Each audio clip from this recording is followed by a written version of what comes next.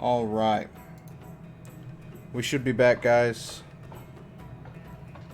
We're still rocking and rolling here. A little bit of technical difficulty, but we should be good to go. If you'll just restart your stream. So again, we've got the blue Celts here of Striker. Again, sporting his black cat vanity on his Celtic Spearman here. Looking at about 5 Spearmen so far. Carnage also rallying some Spearmen here to his hunt. He's at 3 currently. Neither player moving out yet. We may see Striker move out here soon, but not as of yet. Unfortunate there for Carnage. His scout is on 18 HP, so he does not want to lose his scout this early in the game. He needs to get his scout healed up as soon as possible. Carnage moving to his wood line as well as his stone here. Check out this storehouse placement here from Carnage. Keep in mind you want to leave space between resources when possible. He's left some space here for his stone, but conveniently he's able to place the storehouse right between the berries and the stone to kind of get a double storehouse going here. So nice there from Carnage. Striker is on the move. Unfortunate there, take a little bit of damage from some wolves, but he is now at the front door of Carnage. Carnage has enough to defend here. Not to mention the fact that he has defender's advantage. And Striker looks like it is going to fall back. The Celtic Spearman is fairly light, as it were. Only 150 health to the 230 health of the Greek Spearman. And a little bit more DPS at 12 versus the 11. But 8 to 7, Striker is not going to be able to take that fight, and now 10 for Carnage. So Striker pulls it back a little bit.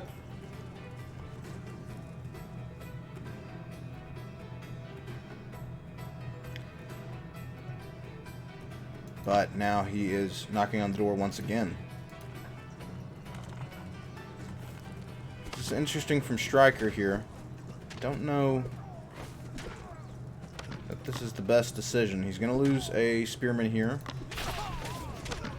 Again, he's not going to win this engagement. He has the lower numbers. Celtic Spearman a little bit faster, a little bit deadlier, but ultimately he is not going to be able to win that engagement. So he is pulling back once again. Carnage almost to age 2. Striker is already in age 2 and building a very forward second town center here. Electing to build on top of the stone mine, and it is actually forward enough to defend this front choke point here. So pretty aggressive play there from Striker, which makes sense playing as the Celts. You want to be aggressive, especially in the early game. Second Beorix coming down for Striker as well. And Striker pushing in once again now that he's got a few longswords in the mix here. With the longswords, he may be able to take the engagement, but Carnage has some Hephaspus of his own. Striker going to try to move on to this town center. Will he get it? Don't know that he has the numbers. He may. However, Carnage bringing in some more villagers, dealing enough damage that Carnage is just barely going to save this town center. And Striker sacrifices all of his early game units on that attempt to snipe that town center. So unfortunate there for Striker that he was not able to snipe that town center. Carnage, very nice reaction there from Carnage to save it. And now Carnage looks to be on the counterattack.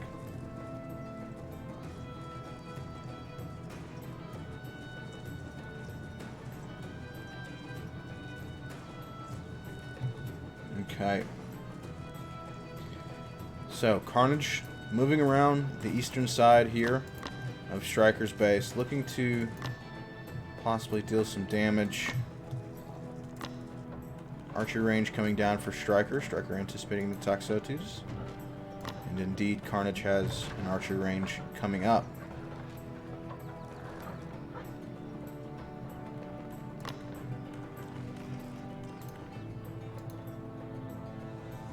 No stables yet for Carnage. Carnage recognizes that the Celts are not extremely ranged heavy, although he may elect to get a few Seri on the field to deal with the slingers that'll be coming up here for Striker.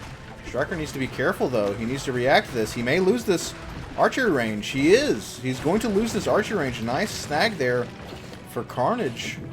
Longsword's now coming over to repel this invasion from Carnage, and Striker trying to throw back down the archery range, but nice pickup there for Carnage. Carnage's force is quite depleted in their health as it stands. Now keep in mind these longswords do not have snare, whereas spearmen do have a snare. So these units are going to be able to escape, but not before Striker does pick off a few units. But again, overall, nice pickup there for Carnage to get that archery range. Striker still trying to press the issue though. Still moving in with his longswords. We'll have some slingers out onto the fields shortly. I imagine he is going to elect to throw down a Sacred Grove very soon, so as to get some druids onto the field to empower and heal his army, which is a very key cornerstone of the Celtic army. Meanwhile, Carnage has now thrown down a stables. He does see that Striker is building the archer range, so he's going to try to get some Sarasophroi onto the field. That actually is his second stables.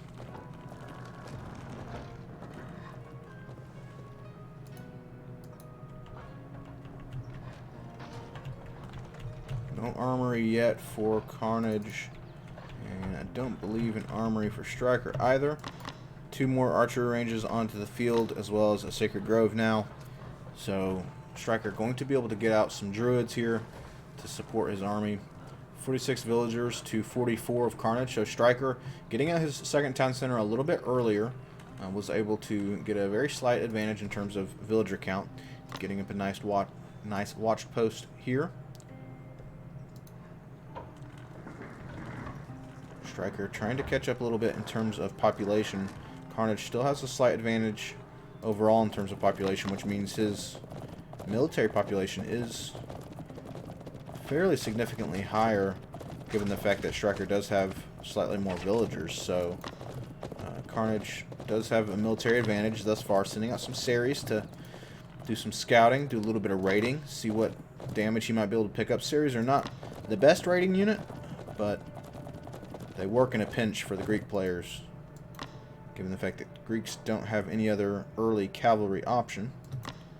Meanwhile, Striker sending out a raiding party of his own, looking to cause a little bit of damage for Striker, or for Carnage.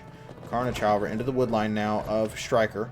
Striker is going to drop a villager here, possibly 2, possibly more, if Striker does not respond to this. He may elect to queue up some spears, we'll see. But yeah, he's going to lose a couple villagers here. Market coming down for Carnage, so Carnage trying to get positioned and ready for that market line, age 3 economy. Meanwhile, having to move these villagers off of these berry bushes, does lose 1 villager, is able to get his Series out before they take any real significant damage. However, Striker, unfortunately, going to get caught against the forest here, going to take a significant amount of damage, especially from these Taxotes. Look at that hellfire just raining down on these longswords. They're falling like flies. So very unfortunate there for Striker. Perhaps maybe should have gone for the more open field here to the west, south and west of Carnage's base to get a better escape route. But nevertheless, he does escape. And now he looks to see what damage he can do with his main force here.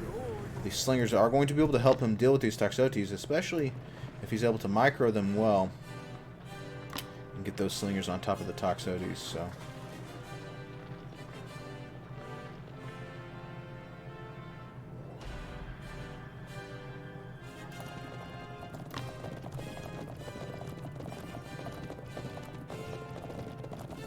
Series moving back here for Carnage. Again, he's trying to kind of scout the eastern side of the map here, see what he might be able to find. He's not going to find much. In the meantime, Striker has gone to age 3. Has a couple more Sacred Groves and is actually making use of Sacred Deer. So a very smart play there from Striker to make use of that Sacred Deer for the Celts. It's a nice source of income for him there. Striker's force is going to be spotted. And more series coming out now for Carnage, so this could potentially be devastating for Striker if he's not able to respond to this quickly. He's still trying to move his longswords away. Now, these series don't have a great deal of damage against infantry, but still, they have the numbers here. Carnage was looking to build a watch post right here in the center of the map, but we have our first large engagement of the fight. Carnage is going to pull back. He doesn't have all of his forces here. He is now moving his primary force here from the right.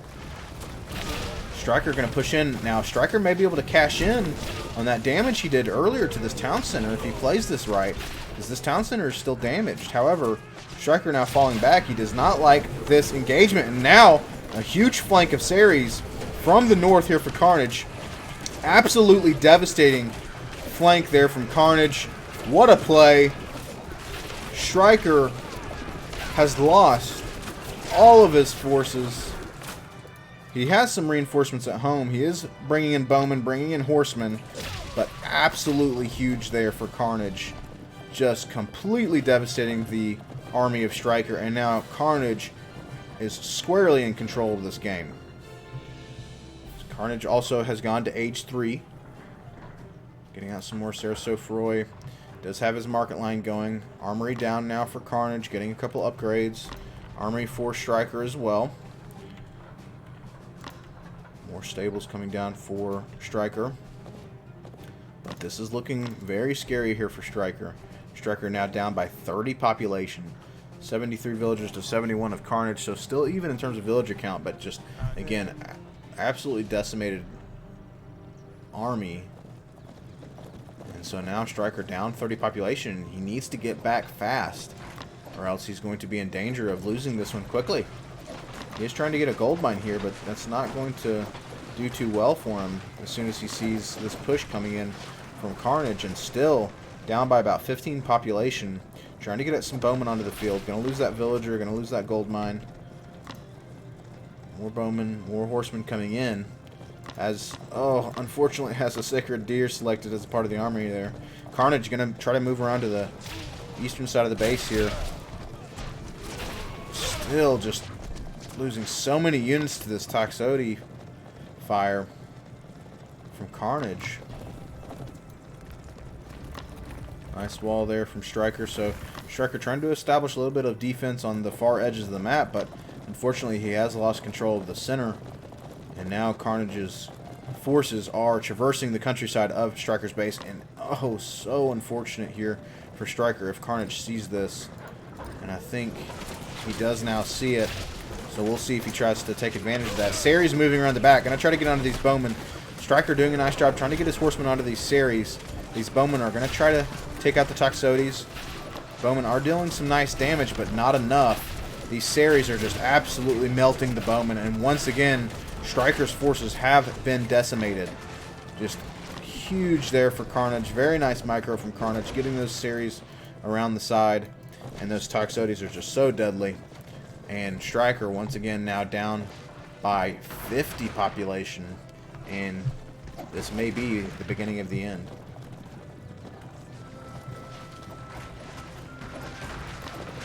And unfortunately there for Striker, he is going to have his town center spotted there by Carnage. Now, the good news for Striker in this situation is that Carnage has very few units that deal a good deal of damage to buildings. Ceres and Toxotes both do not deal very much damage to buildings, so that's going to be nice for Striker. Striker trying to get his horsemen onto these Ceres. Also has some horsemen on the Toxotes, so excuse me, making nice use of the horsemen here, of the Celts.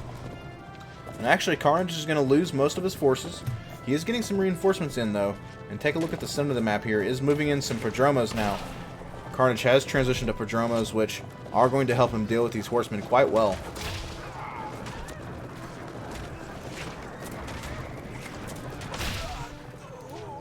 And these Toxotes are still holding out. That's absolutely insane that those Toxotes lasted that long. And these bowmen are just going to slowly die one by one to these Prodromos. Celtic horsemen, 500 HP, 16 DPS, 3 times multiplier against cavalry. They are going to get the better of those Padromos. Padromos only have 2.5 against cavalry and 400 HP, and also have a multiplier against siege, but they do deal a little bit more DPS than the Celtic Horsemen. Celtic Horsemen a little bit beefier. Those Padromos a little bit more deadly. Striker trying to rebuild his wall here. Not going to work out for him.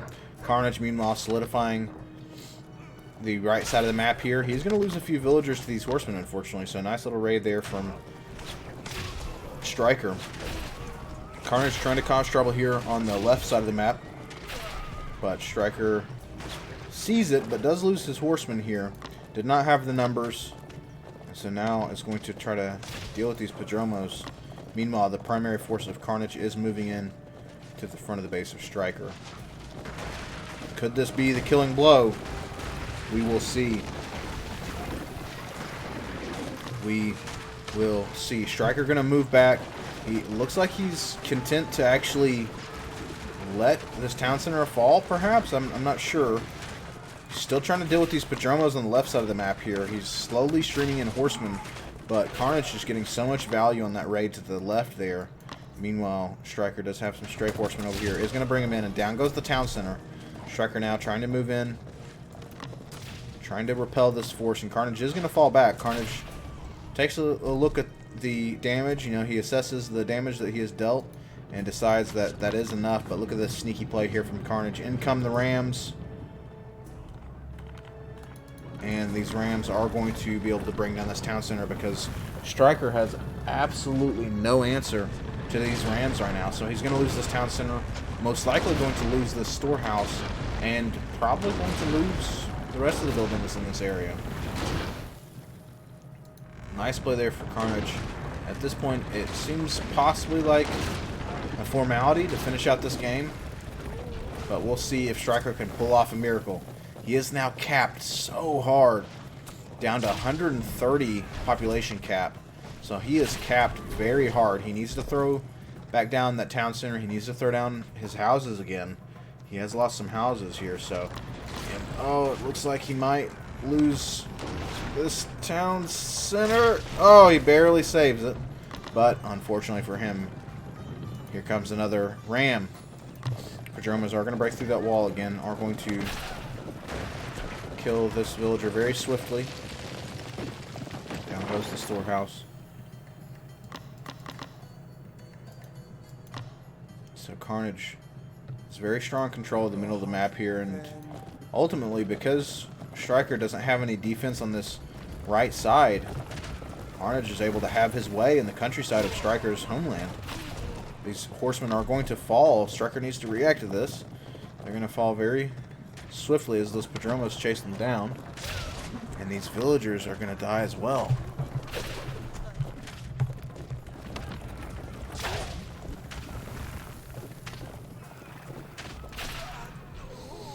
So again, at this point, it's not looking great for Striker. Striker is, thankfully for him, almost back up to 180 population. He did rebuild this town center right where it was, so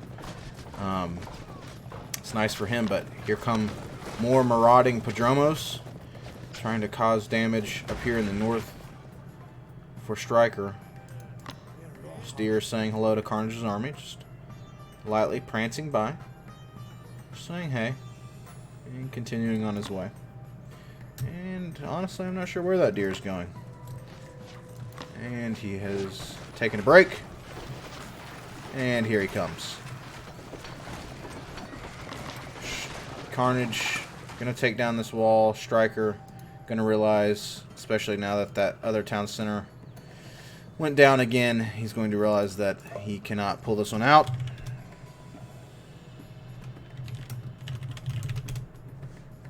So,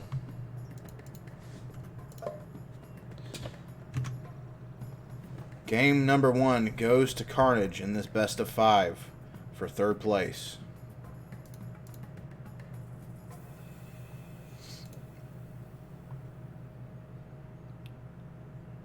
So let's take a look at some stats. And as soon as I'm done with the stats, I'm going to get our friend PF2K in. So Carnage pretty significantly outgathered Striker here. Had 13 techs higher than Striker. And ultimately had control of the game really since the mid game. So well played there.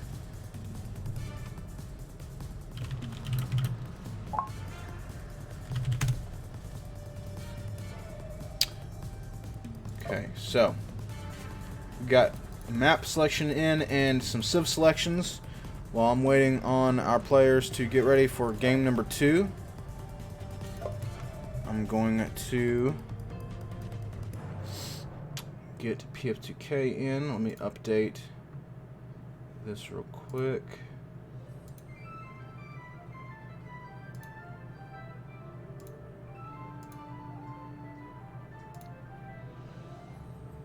Alright, PF2K, are you with us? Hello? Hey, how's it going? Can you hear me? Yes, sir. Nice, nice. Hi there, everybody. It's me again. Welcome PF2K back, folks. The man, the myth, the legend, PF2K himself. Alright, so Carnage takes game number 1. PF2K, you think any surprises in that game there? Were you able to catch any of it? I saw the final part of the game. It was really nice to see Carnage using those Prodromos to be on the offensive and really just keep Striker on the defense all the time. I think that was pretty good by him. Absolutely, that was a good play for sure. So, we have now got equal footing as our next map. Carnage takes the sheltered pass. So game number 2 will be on equal footing. Let me get our civs in here. So tell me what you guys think about game number 2. You think Carnage is going to take game number 2? You think Striker is going to pull it even? We shall see.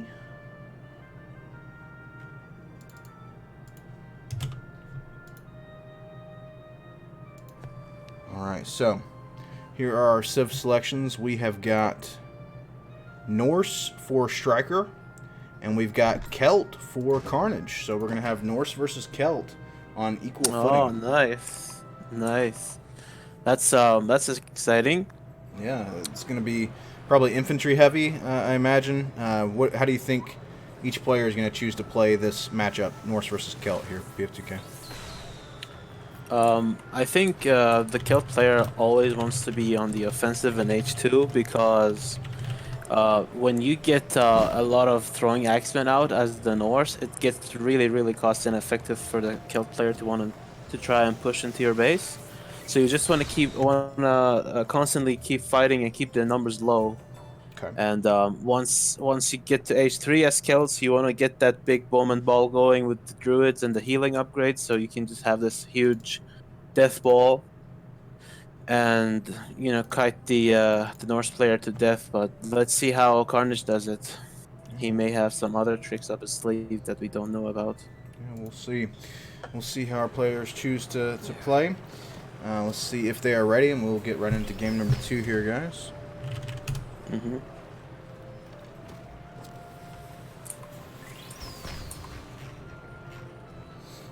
Okay.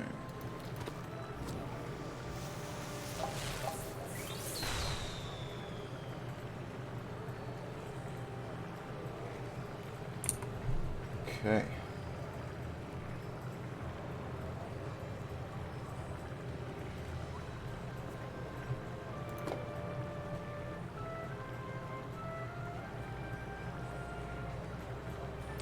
Alright, game number 2 starting now. Celts versus Norse on equal footing. Let me get your game predictions in the chat. Is it 1 for Striker or 2 for Carnage? Let's see what you guys think. Alright. Recon saying Norse is at an advantage unless it's Erie's Celts.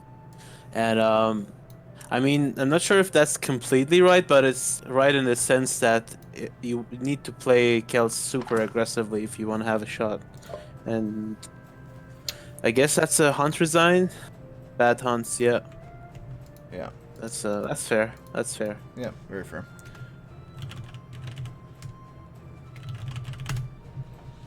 All right. So we got some bad hunt spawns here for Striker, so we're going to restart, guys. Just hang tight Yeah. with us. That's fine.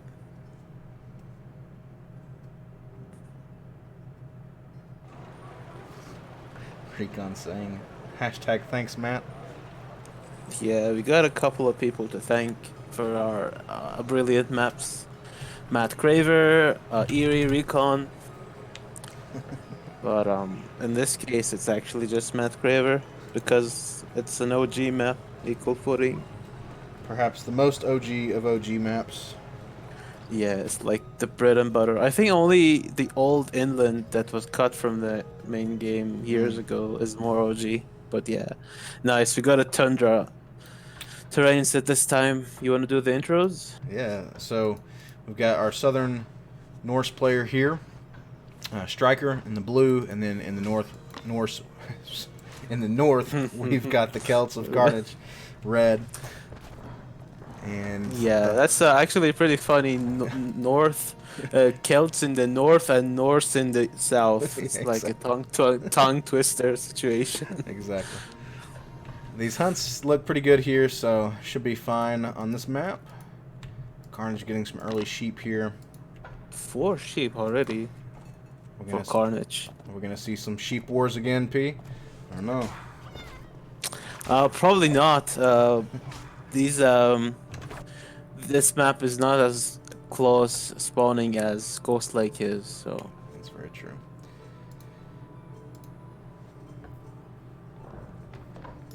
Alright, so Ye's saying, oh yeah, please go ahead. Please go ahead. yeah, Rax coming down here for Carnage, and Rax as well down for Striker. Now the Norse have an advantage here in terms of getting this barracks up a little bit faster. Yeah, it's the melee scout is pretty good at helping with the construction of the barracks. That's exactly what you want to do with the Norse scouts. You want to send a ranged one at the front to scout for, your opponent's side of the map, and you want to keep back the melee one so he can assist in the construction of the barracks. There you go. So well played there from Striker. Got a woodline storehouse coming down here for Striker. Several sheep now at his town center. Carnage electing to bring his sheep to his hunt storehouse. What do you think the pros and cons of this are? P, bringing it to the storehouse versus the town center. He needs to pay attention to the scout. Well, with the Egyptians, for example, you want to have your sheep at your TC because she can just protect them forever. But when you play an aggressive civilization where you're pretty confident that you're not going to lose your hunt storehouse, like Carnage is here, he actually can move the sheep. Let's see if he tries to donate it back like Eerie does, or if he wants to steal it. But anyway, when you play an aggressive civ and you know that you're not gonna lose your hunt, I think it's fine to keep your sheep next to your starting hunt storehouse. Okay. But with more defensive civs like Persia, for example, ideally you wanna have them next to your TC just in case you lose control over your hunt storehouse, so you have some sort of safe food next to your TC, and you actually managed to steal that sheep in the end. He is getting away with one sheep there. So, nice there for Carnage. Moving out with 5 spearmen on the left side of the map here. We'll see what he can get going here. He does have his scout on the left side as well, kind of scouting this left side, and he does see that this tree line for Striker is a little bit open. So it looks like he may be looking to not walled off. Exactly. So he may be looking. The longhouse didn't wall off, yeah. But Carnage's scout is 2/3 dead thanks to him not paying attention and leaving it next to Striker's TC. So that's gonna be pretty important later on when they actually fight with scouts. Indeed. Carnage bringing in his spears here. He's gonna see what he can find. He's gonna move in now, moving kind of to the more southern part of the base here for Striker. So it looks like he may be trying to pick off a few of these hunters down in the south. Meanwhile, Striker still. Oh, that sheep! He does finally get home. Yeah. Well, is it? It's Well, not his home. Yeah, but He got stolen. He changed allegiance. But Exactly. yeah. The new home. Both of our players headed to H2. Striker going to get there a little bit earlier. Mm-hmm. He did a nice job at walling off the top part of his wood line, though, with the longhouse. So that's one of the advantages. Or is it actually walled off? I feel like it is. I Yeah. think it is. Yeah, probably. One of the advantages of longhouses is that they're much bigger than regular houses, like 4 times the size, 5 times. So you can really use them to make natural walls out of your buildings. Really helps. Combined with the garrison ability. Exactly. Norse do have How that many nice... spears is that? Well, let's see. We've got 10 10 to 8. 8? But now they're throwing axemen out. So these throwing axemen are going to give a nice advantage here for Striker. That infantry multiplier as well as that ranged attack. Town center coming down here for Carnage in the front of his base. Meanwhile, Striker electing for a tree lines town center. That's not too bad. It still protects the berries and the wood line, I suppose, and he can eventually expand a little bit to the southeast and secure that second gold mine that he has. Both players are actually having 2 back gold mines, which is pretty good for them. I mean, Carnage is not playing any kind of defensive with that TC positioning, going all out. Indeed.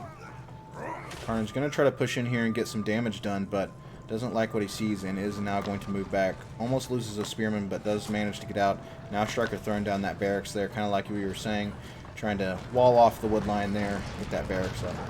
Yeah. Very nice of him to actually use his infantry to build their buildings, saving villager gathering time. Yeah, that is a very nice advantage for the Norse to be able to build military buildings with their infantry. So Striker taking advantage of that. Carnage still trying to press the issue over here on the left. But I don't think he's going to be able to get much done, especially with these throwing axemen onto the field. Yeah. Carnage? Archer rage from Carnage. I think he's gonna go for a fast H3 because I would assume that if he wanted to stay in H2 and play a more aggressive game, he would have made more barracks. But look at his resource distribution. He's stockpiling on food, not much on wood. So I'm guessing he wants to gather enough resources to go for a fast H3, which is 400 food and 400 gold. He's even getting the gold upgrade on his villagers from the storehouse. Yeah. Which is kind kind of of tower. exactly. Yeah, he's making a tower to defend his town center there, but that's kind of exactly a little, what you predicted in terms of the Celt player here in this matchup. Going for those bowmen and those druids in H3 to be able to deal with those throwing axemen. That's a lot of H2 units for Striker, though. Is he gonna push out? We'll see. He's moved out here to the middle. Looks like he's thinking about it, but it's not quite ready yet. There's the H3 from Carnage. He's being greedy and gathering stone, actually. I don't think that's for an armor upgrade, is it? It's for a 3rd TC. Yep. Carnage playing the greedy game. Going for another tower as well, so very interesting here from Carnage. Second archery range coming out as well. So again, looks like he's going to invest heavily into those bowmen. Down goes the second scout for Striker. Carnage moves in here a little bit and does get a little bit of damage done, but actually was able to pick off. He needs to be careful while they're building. Yeah, he does. He does not want to waste. He does not want to waste infantry. He only has 1 barracks. He's not going to be able to replenish those forces as quickly as Striker can with his multiple barracks. Is it barracks? I think like it's an odd word. Yeah, like, I think barracks sounds is plural. good. Yeah. Okay. Yeah. So 2 stables coming What's that down. on the right side? On the right side of the minimap, I see 2 blue dots on the right. Oh, well, Sheep. okay, those are homeless sheep that need to be adopted. Indeed. Carnage still kind of scouting through the base here of Striker as well. Striker kind of shadowing those units with his infantry here, and he's actually going to be able to catch them off. He's going to catch them. Yeah. Yeah. If neither player is actually on attack move, so these guys are just going to pass each other. Carnage noticed quicker. Wow, he's actually turning back and going to try and do some damage with those spearmen. Look at that, Carnage being sneaky. But he is in the range of the TC, so he needs to do something really fast. And those guys are dead. Getting surrounded. Yeah, Carnage is making 3 bowmen at a time, so 3 archery ranges back at home. We'll see how well Striker will be able to deal with it. He is getting some raiders onto the field, so that should be able to help him deal a little bit better with the bowman. Certainly, but four bowmen at a time for Carnage, but he needs to put something in front of those bowmen because Striker is making lots of raiders on his own, and he's actually raiding at the top of the map with some raiders. Yeah, those are badass raiders, by the way. They are. They look very nice. The heroic Norse weapon. Yeah, it looks very cool. So Striker trying to take advantage of the excellent raiding from the aptly named raiders. However, Carnage is getting a few spearmen onto the field, but like you mentioned earlier, he does only have 1 Beorix so far, so he needs to throw down another one, probably. I'm taking a guess and saying that the left blue dot on the map is also a homeless sheep or 2. Yeah, oh my god, Striker, such cruelty. We need to report him to the SPCA. And just putting leashes and collars on sheep and not giving them any homes is a heartless thing. It is heartless. There's finally some druid by Carnage, actually. That's really good. Because it's one of Norse's main weaknesses. No access to healing for the most part. So these druids are going to come onto the field and empower Carnage's army. Striker is headed to H3. So what unit do you think Striker will opt for in H3? Is he going to maybe go... Champion Raiders for sure, but as for like H3 units, Harjars can be a really good front line with their high health and the pierce armor that they have. He could get some rhapsodes to heal his army maybe, and other than that, well, since he has lots of infantry already on the map, he could try and build some forts, and he's actually putting them to great use here. He's walling off Carnage, knowing what playstyle Carnage is going for. He can put down some forts and maybe sneak in some Farbuilders from the sides of the map, and Carnage is not going to be able to deal with them very well. He only has 1 or 2 stables, and he does not have any kind of Void Raiders on the field. And those bowmen are not ever going to kill any Farbuilders unless they're already in position. Indeed. So Striker trying to get aggressive here with this wall placement, but Carnage is going to throw down a watch post here. He is going to see this wall on the left side now. I don't think he's seen the right side wall quite yet, but he is realizing slowly but surely that he's getting walled in here from our Norse player. So we'll see what his response is. There's the first pierce damage upgrade for Carnage. I don't think Striker has any armory yet, but that's fine. Like, he has all the map. He can. Oh, he does have an armory actually. If you hover over one of his units, we can tell if they have any upgrades. Any unit will do really. So no upgrades, like no armor upgrades at all yet, and Carnage doing a fairly nice job at defending against these raids. These raiders not getting any value, but he is now getting Raider Champion, so Raider Champion is really good for head-on fights. If you hover over the upgrade, people can see in Striker's queue. Yep. 30% pierce armor is nothing to sneeze at. And some nice snare resistance as well to escape those spears here for Carnage. He does have some spears defending the back of his base. So Carnage trying to do a nice job of prepare for those raiding parties. But Carnage still just kind of biding his time here. He's getting out some horsemen, some more bowmen.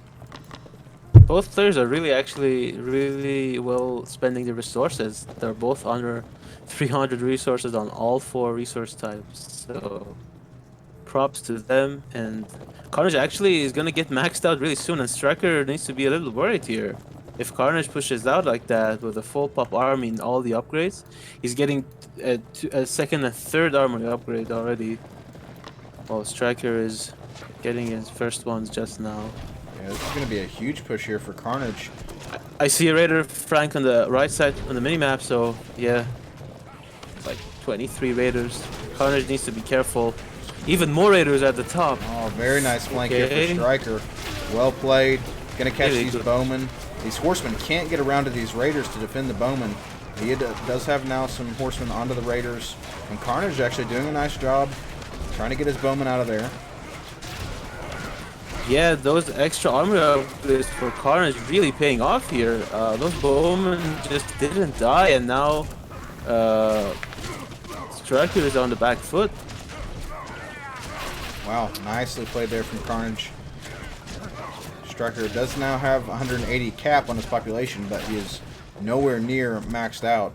He is now down by almost 50 population, so nice push there from Carnage. It looked a little scary there for him for a second with that Raider flank, but like you mentioned, Yeah, it actually did not go as well as I thought it would for Striker. I mean, Carnage just flooding in more and more bowmen, but now Striker is transitioning into bowmen of his own, so that's going to be good for him because bowmen can shoot from the back line, whereas the previous army of Striker only had to engage in an open field to do full damage. Oh, those sheep finally found new owners. But I think Carnage is also going to leave them there. He just gave them new collars. those poor sheep. Those poor sheep. Now, Striker does manage to sneak past these horsemen with some villagers. However, Carnage is going to pick off villagers over here on these farms. So, horsemen coming onto the field now for Striker to try to deal with the Celtic horsemen. I don't know if it'll be enough. Yeah. No, you don't really want to do that when you're trickling in horsemen into horsemen. If you want to defend against horsemen with your own, you need to send them in a group and not like that, because they will just trickle in and you basically send them to the meat grinder in a sense. Exactly. So, he's trying to gather up a few together now. He does have the defensive fire from the town center, so that is nice. Carnage going to be satisfied with the damage that he dealt, and he's going to fall back here, but he is going to see a juicy opportunity here as well. Might pick up another couple villagers. 16 villagers.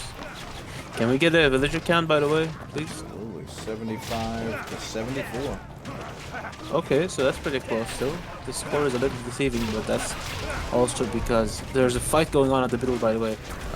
That's also because Carnage took a great trade a bit earlier.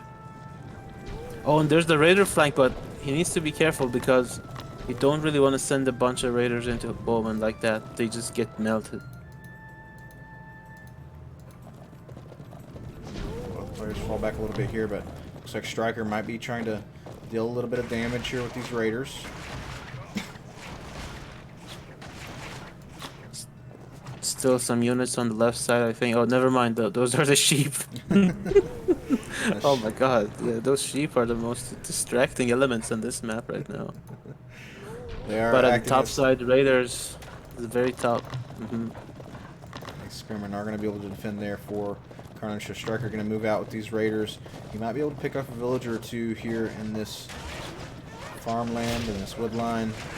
Does get a couple there, but the horseman now moving in for Carnage. Meanwhile, Carnage does get through the wall over here to the right. Striker is just buying time for himself, I think, to get a bowman ball going.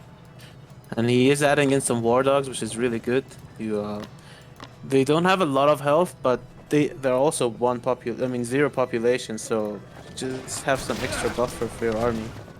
Absolutely. And I'm not sure about this fight.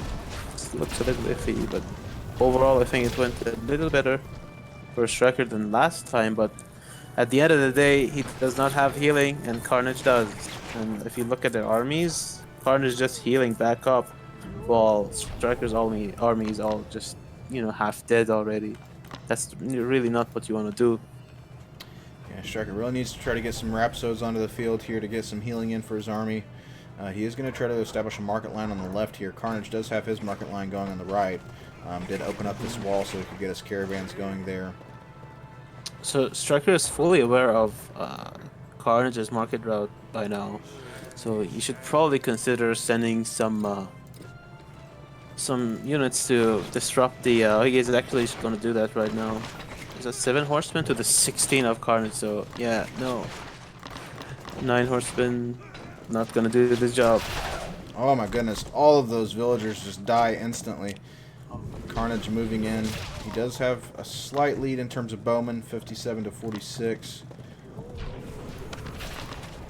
These Celtic horsemen are going to chase off the Norse horsemen as well. So it looks like Carnage is slowly but surely regaining control of the map. It looks like he kind of He bided his time. He kind of stayed in base, and then now slowly he's starting to expand out.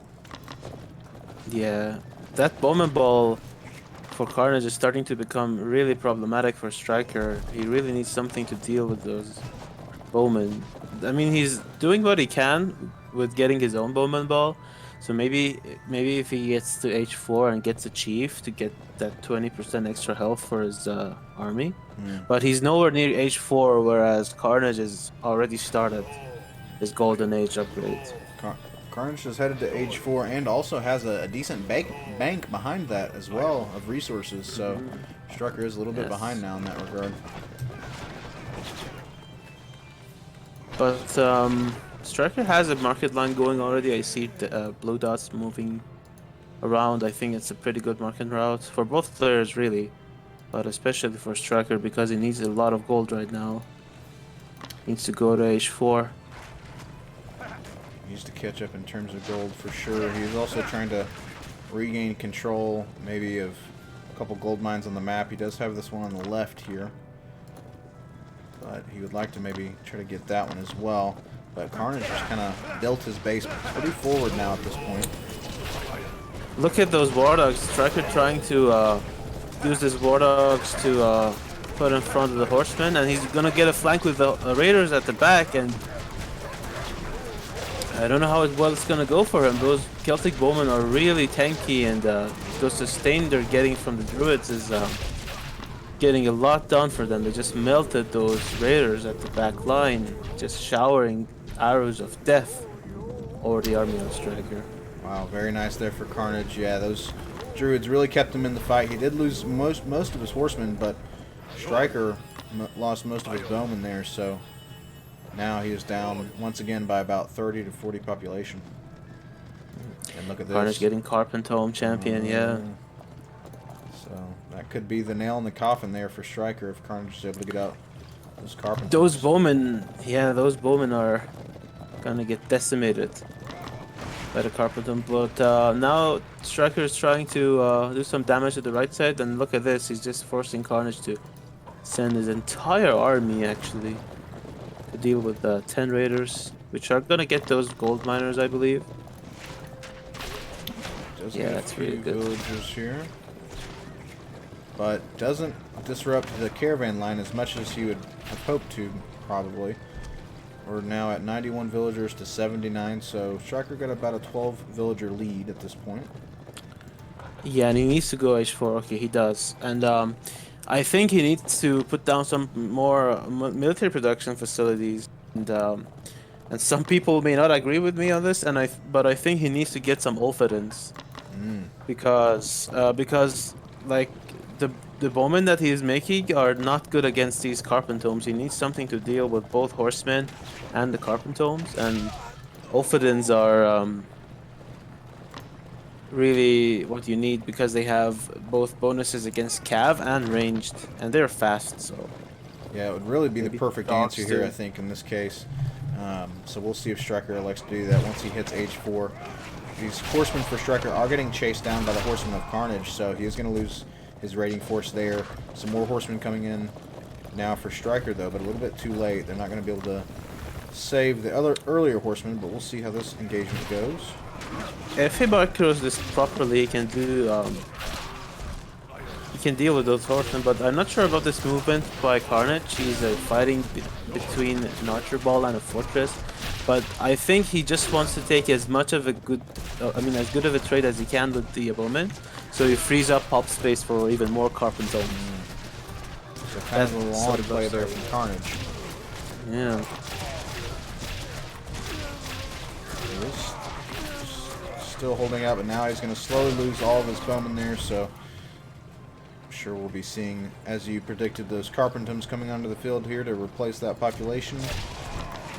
Striker is so low on population actually, only 134, and it's like 40 army pop, and the rest of it is in villagers and caravans.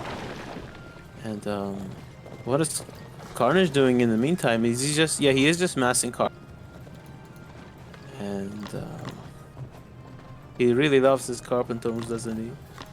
He does indeed. It is every time. Very nice unit, so See what kind of damage he's able to do. But yeah, Striker's still he's still down by about 50 population. Carnage is pretty much maxed out. He's doing the same, but look at those bowmen. They're gonna get deleted. I mean, Oh my God. I think it's safe to say. I think it's safe to say that Carnage's bowman got a much better trade than those poor Norse bowmen. F's in the chat for that Bowman count there. Here come the Carpentums. They're going to try to force the issue here on Striker, and this could be bad timing for Striker, honestly, because he just, like you mentioned, he has no military population at this point. Yeah, there's the chief.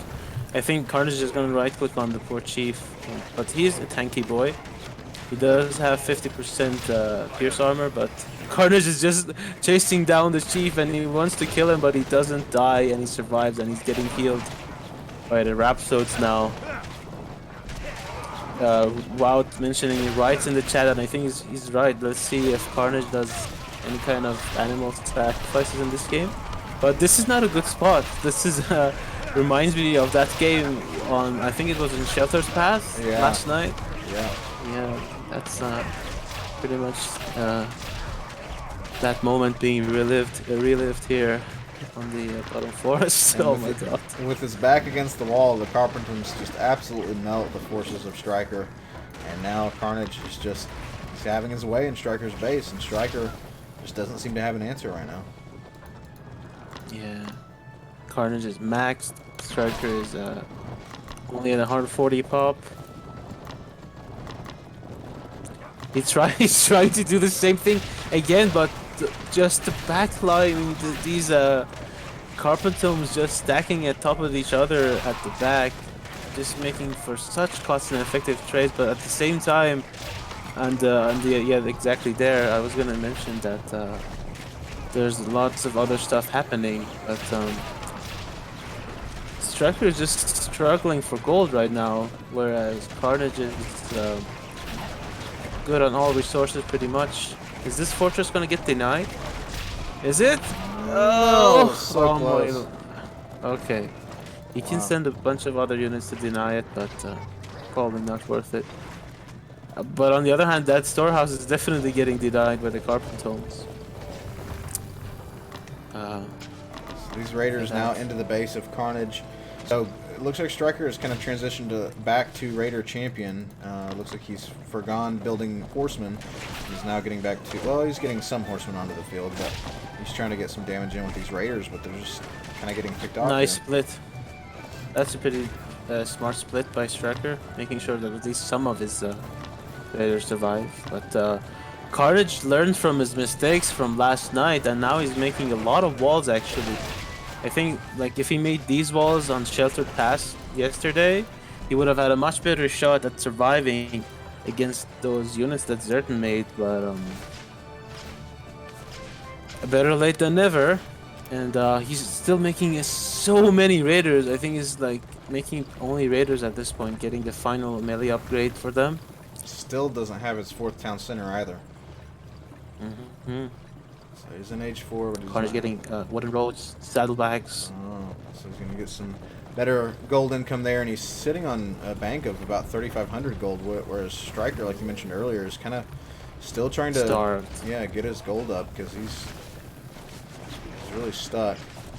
He is now at 180 population, but again, he needs to get his caravans going. He needs to get a 4th town center, because he's a little low on resources here.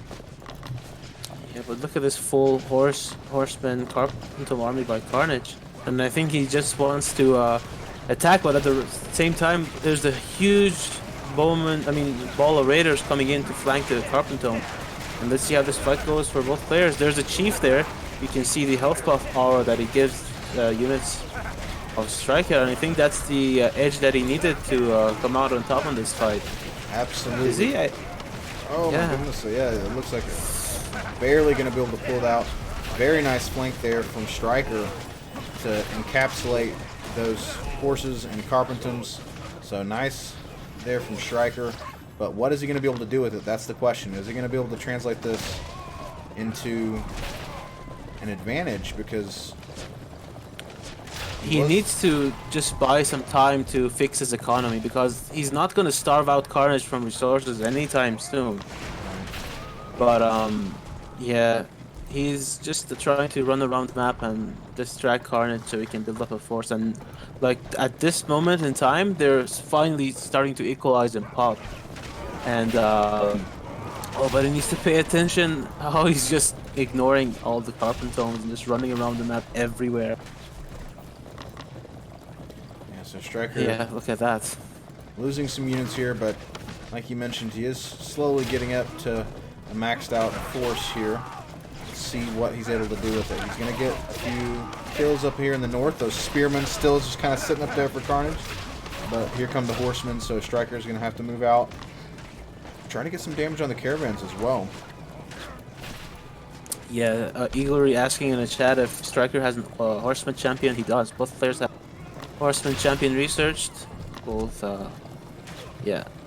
And, I wonder if these guys are ever going to change to anything but a stable composition. I mean, I would expect them to have a more of a, more of a land army at this point with, say, champions for Celts and stuff like that, but they just want to make some horsemen against each other, I guess. Striker, I mean, Carnage not even making Carpentones anymore, going full horsemen. Interesting. This chief, though, sticking in there, still about half health. He is moving out though. Looks like Striker trying to reposition him to keep him a little bit safer in the back line there. Striker is now going to fall back here in this primary engagement. Here comes some more horsemen for Carnage as well. So now we're back to a stalemate, it looks like. yeah, Striker's getting into that Roman mindset with the chief trying to micro his hero unit. And is he gonna survive? The chief survives at 54 HP. That's very nice by Striker.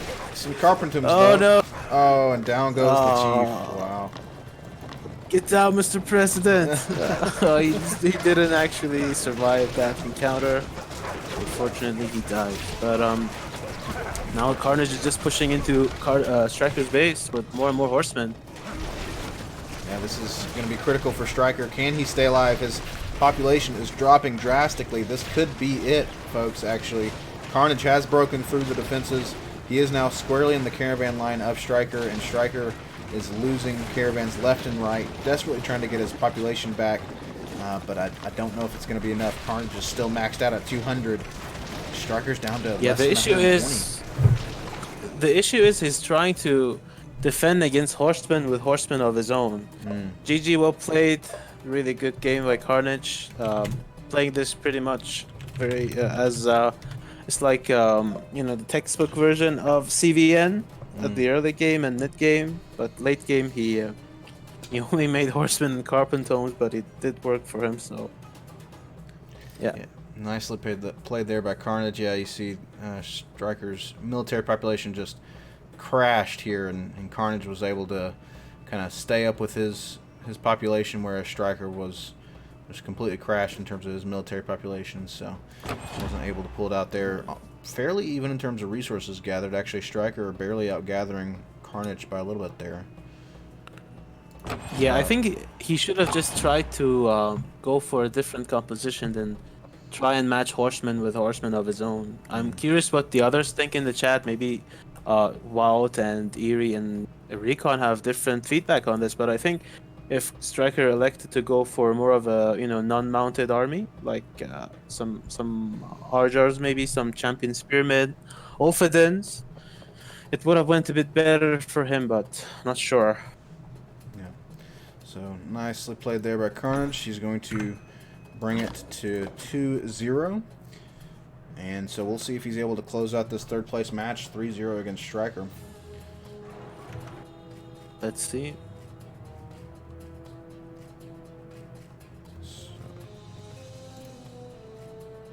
GG to Carnage.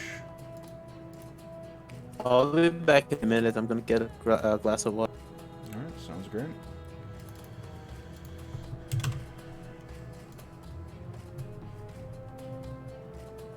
Alright, guys, well played there by Carnage.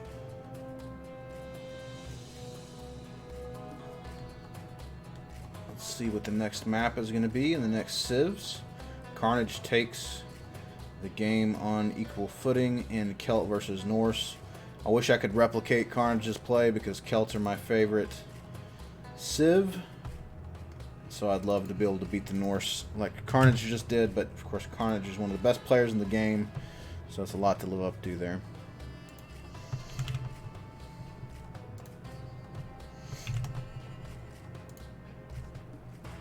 So game number 3 will be coming in just a moment. Let me see what map we're going to have.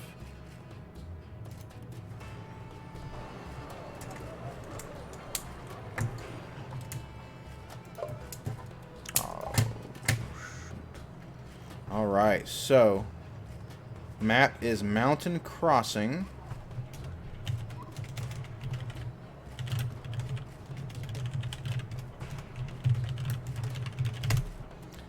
Map is Mountain Crossing, and actually both of our players have selected the Egyptians. So both of our players choosing to go for the Egyptians, and the map will be Mountain Crossing, so Egyptian mirror on Mountain Crossing, which is pretty interesting.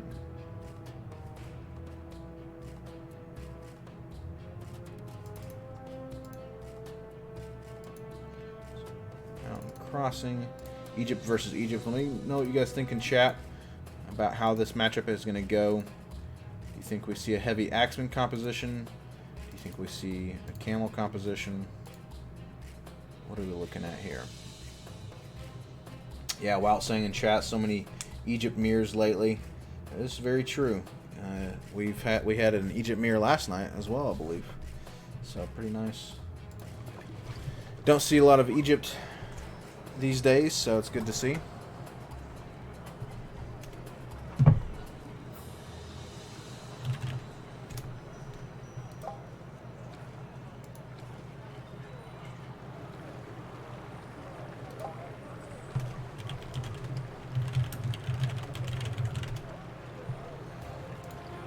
Alright guys, so game number 3 is going to get underway here in just a moment.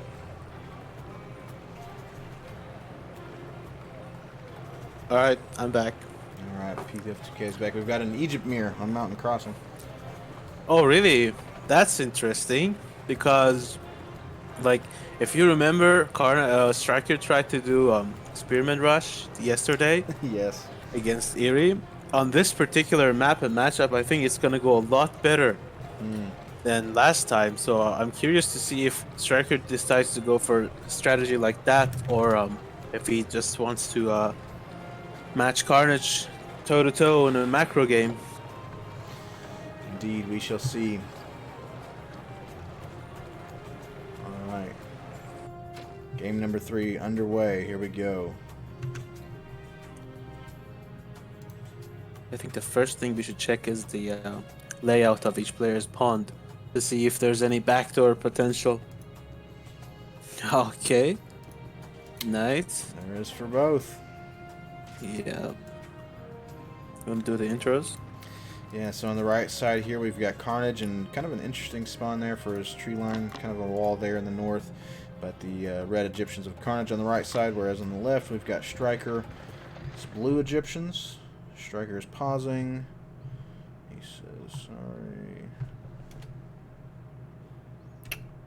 Yeah, I think not sure. I think each player has only one restart per map, but if Carnage is okay with it, I think it's not too bad. Okay. Carnage is fine. So. Alright.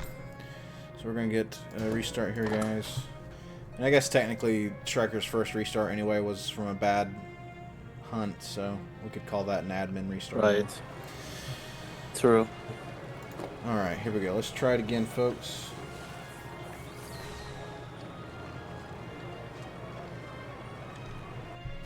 Don't forget, after this, we'll take a little bit of a break once the series is over, and then we will start the grand finals. Eerie versus Zerton. It's going to be a very good matchup. Oh, for sure. Alright, these pawns are a little bit different. It has a little bit of an opening there, but not really any backdoor potential. For either player, actually, Yeah. it's pretty safe. Yeah, no backdoor this time, and the shared pond is at the top of the map this time, so... It is an interesting spawn for this shared pond. It's kind of completely wooded on the right side, whereas it's a little bit more open on the left. So, interesting spawn there. We'll see what happens. Carnage kind of doing what he did yesterday, where he keeps those early villagers on the berries, and maybe he's going to transition them once he has several fishing boats. This might sound weird, but is that scout ever gonna get stuck for Carnage? Very possibly. It's I'm starting to get worried for that scout. Well, I mean, with that villager slipping through the cracks, I think he's probably gonna be fine. But oh, it's stuck! Oh my god, I thought so. Oh, he's gonna have so annoying. He's gonna have to chop down that tree to be able to get it out. That's funny. Oh jeez, that sucks. Okay. Rip Carnage's scouting there, but we'll see what happens. Carnage is a good enough player that maybe he can do it blindly. We'll see. Yeah, and Zerton saying make a merchant transport to get it out, and that does not sound like a very cost-effective plan. You need to go to H2 first. Oh god. Fast age 2 into early merchant transport. New meta. Yeah, merchant transport first. Yeah. Oh jeez. Okay.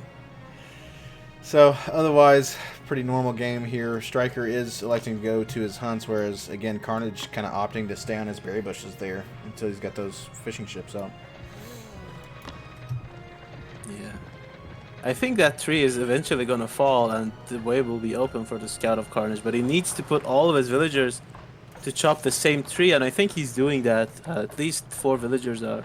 I think he should be able to get out now. If he moves his villagers, he should be able to get out. Oh my god, that scout is too thick. I think he can move it now. Now? Okay. Oh, there we Yay, the scout gets out. First scout at 2 minutes 40 seconds for Carnage. Hashtag free Carnage scout.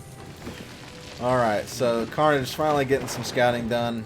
And in the meantime, though, Striker has gotten his dock up in the north. So he does have a decent control Striker now. already in a good spot.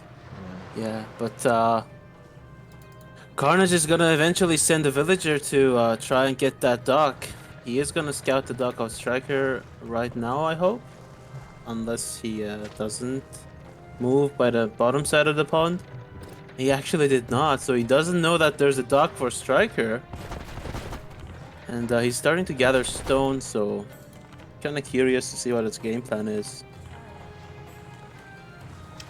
Maybe he's going to go for kind of a boomy economic play. We'll see. Here comes the Temple of Ra for Striker. Both players gathering stone, but Carnage also gathering gold, so I'm curious to see if he's actually going to send a sneak top and try to contest the top pond, or if he wants to do something else with his gold, because I don't think he's one to make second priestess, judging from the previous games that we saw from him. So I really don't know what to make out of that gold storehouse for Carnage. Let's see, here comes the dock for Carnage in the north, so he does kind of sneak it right in there in the tree line there, so but Striker is going to see it. Striker knows. Yeah, and he's going to try to... But he needs to get a house, and he needs to get some more wood. He should be able to make a trireme right now. He should queue it up. Queue up, queue up. Okay. Another fishing boat for Striker. He does have 2 fishing boats in the north here, and actually Carnage does delete his dock. He was about to lose that villager there, so... Oh, and going for a tower instead.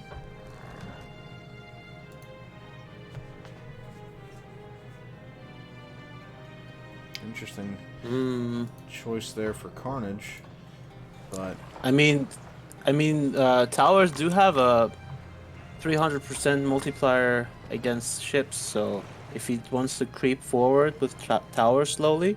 Right. It can work, but I'm worried that it will put him too far behind. But let's see. That's a pretty nice spot for Carnage. If he manages to get a market at the very top of the map or at the very bottom, both works. He should be able to get a pretty good market route. Indeed, so we'll see. I wonder if Carnage, after he gets a tower or 2 up, I wonder if he's going to then try to replace his dock. It looks like he's going for a second tower instead. So kind of like you mentioned, going to slowly creep forward with those towers. Look at this. Carnage still trying to scout. And actually, is that an opening? No, that one tree. That one tree is blocking. That scout has some obsession with getting stuck between trees and ponds on this map. He just got out of another bad situation on the other pond. Now he's trying to squeeze in from this side. Oh, that scout. Stable's coming down for Striker. So it looks like he's going to get... I think Carnage's scout is actually a beaver. How did he get through that tree? Seriously. Oh man. Yeah, but Carnage is making sure that he is definitely going to get that pawn under his control. Yeah. He's making a... He's getting that second tower up now, and he does have a barracks and a stables down, so... Meanwhile, Striker has 3 stables, so it looks like Striker is going to invest heavily into some camels here. Yep. Well, yeah, I guess now Striker cannot deny that dock anymore, but we already see the difference between the infrastructure of both players. Spearman, I mean, a barracks for Carnage and a stable, while triple stable from Striker here. But now he's putting down a barracks of his own, so that's pretty good. Carnage is going to be able to get this dock up, so the question will be, is he going to fight for control? Is he going to get out a trireme? Or I wonder if we'll see maybe some peaceful fishing on either side of the pond. Maybe they can live peacefully together in that northern pond. We'll see. Something tells me that's probably not going to be the case. They can always reach a gentleman's agreement. There you go. Just use the... Yeah, 3 for me, 3 for you, all fair. There you go. Some camels coming in here for Striker. Gonna try to get some raiding done. These camels are pretty speedy. Got some spearmen here to defend. Spearman champion actually for Carnage. So it's gonna scare away those camels. Yeah, so that's a pretty neat interaction in this matchup. So both players have barracks and stables. One of them is trying to get some spearmen into the mix to contest the camels of the other player, but the other player can also elect to use his barracks to make some axemen to kill those spearmen. But we see that Carnage invested a lot, but now he's securing this pond, and actually the extra food income from this pond can be all he needs to just get a huge mass of spearmen going, while Striker is just booming with triple camel production.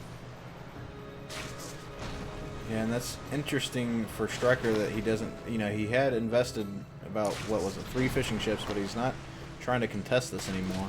It looks like he's going to kind of transition to this land fighting. And he does send in his camels. He is going to be able to pick up a villager or 2 here, so very nice there for Striker. You get 11 camels. That's a lot of camels, yeah. But he needs to pay attention and not lose any. I mean, he is making a lot of camels at a time, so it's not the end of the world if he loses a couple. How many villagers did Carnage have again? 43 to 48. Oh, wow. So Okay. Striker does have a nice little advantage there. Still just investing into those camels. And I guess maybe he threw down that racks, or now has 2 raxes to maybe be ready, like you mentioned, you know, to pop out some axemen to try to deal with those spearmen champion for Carnage. Yeah. Temple of Set coming down there for Carnage, so he is headed to H3, whereas Striker is already in H3. Yeah, but I wonder what he's gonna get out of that apart from this 30C, because he's only making camels, and Camel Champion only has like slight health bonus for the unit comps that they have. But look at the right side of the map. There's a fight going on at Carnage's pond. I think he... Oh, actually, we missed it. He sniped the Temple of Set for Carnage. That's a huge snipe for Striker, delaying the tech of his opponent by a long time. And I think the temple was like at least 60% done. So that's like how much? Like 500 resources down the drain for pretty much free. So that's really good for Striker. Oh, actually, he Carnage is in H3, so I might have missed something. I'm sure I saw dead Temple of Set there. I could have sworn. I wonder if Maybe he rebuilt it. Did he finish it and then? Oh yeah, he must have. And Yeah, then he got probably destroyed? finished the Temple of Set. Yeah, yeah. Because I'm 100% sure that I saw Oh yeah. a dead foundation of a Temple of Set there. Interesting. Well, Striker almost stopped him from going to H3, but still is able to destroy it. So nice pickup there. It looks like some chariot archers coming onto the field for Carnage now.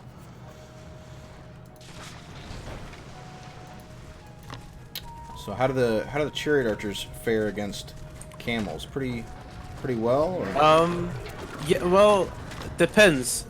Depends on your engagement. Camel champions obviously shred chariot archers to pieces, but if you can stay back and kite them, and like target down the low ones like Carnage is doing right now, it's fine if you have them in.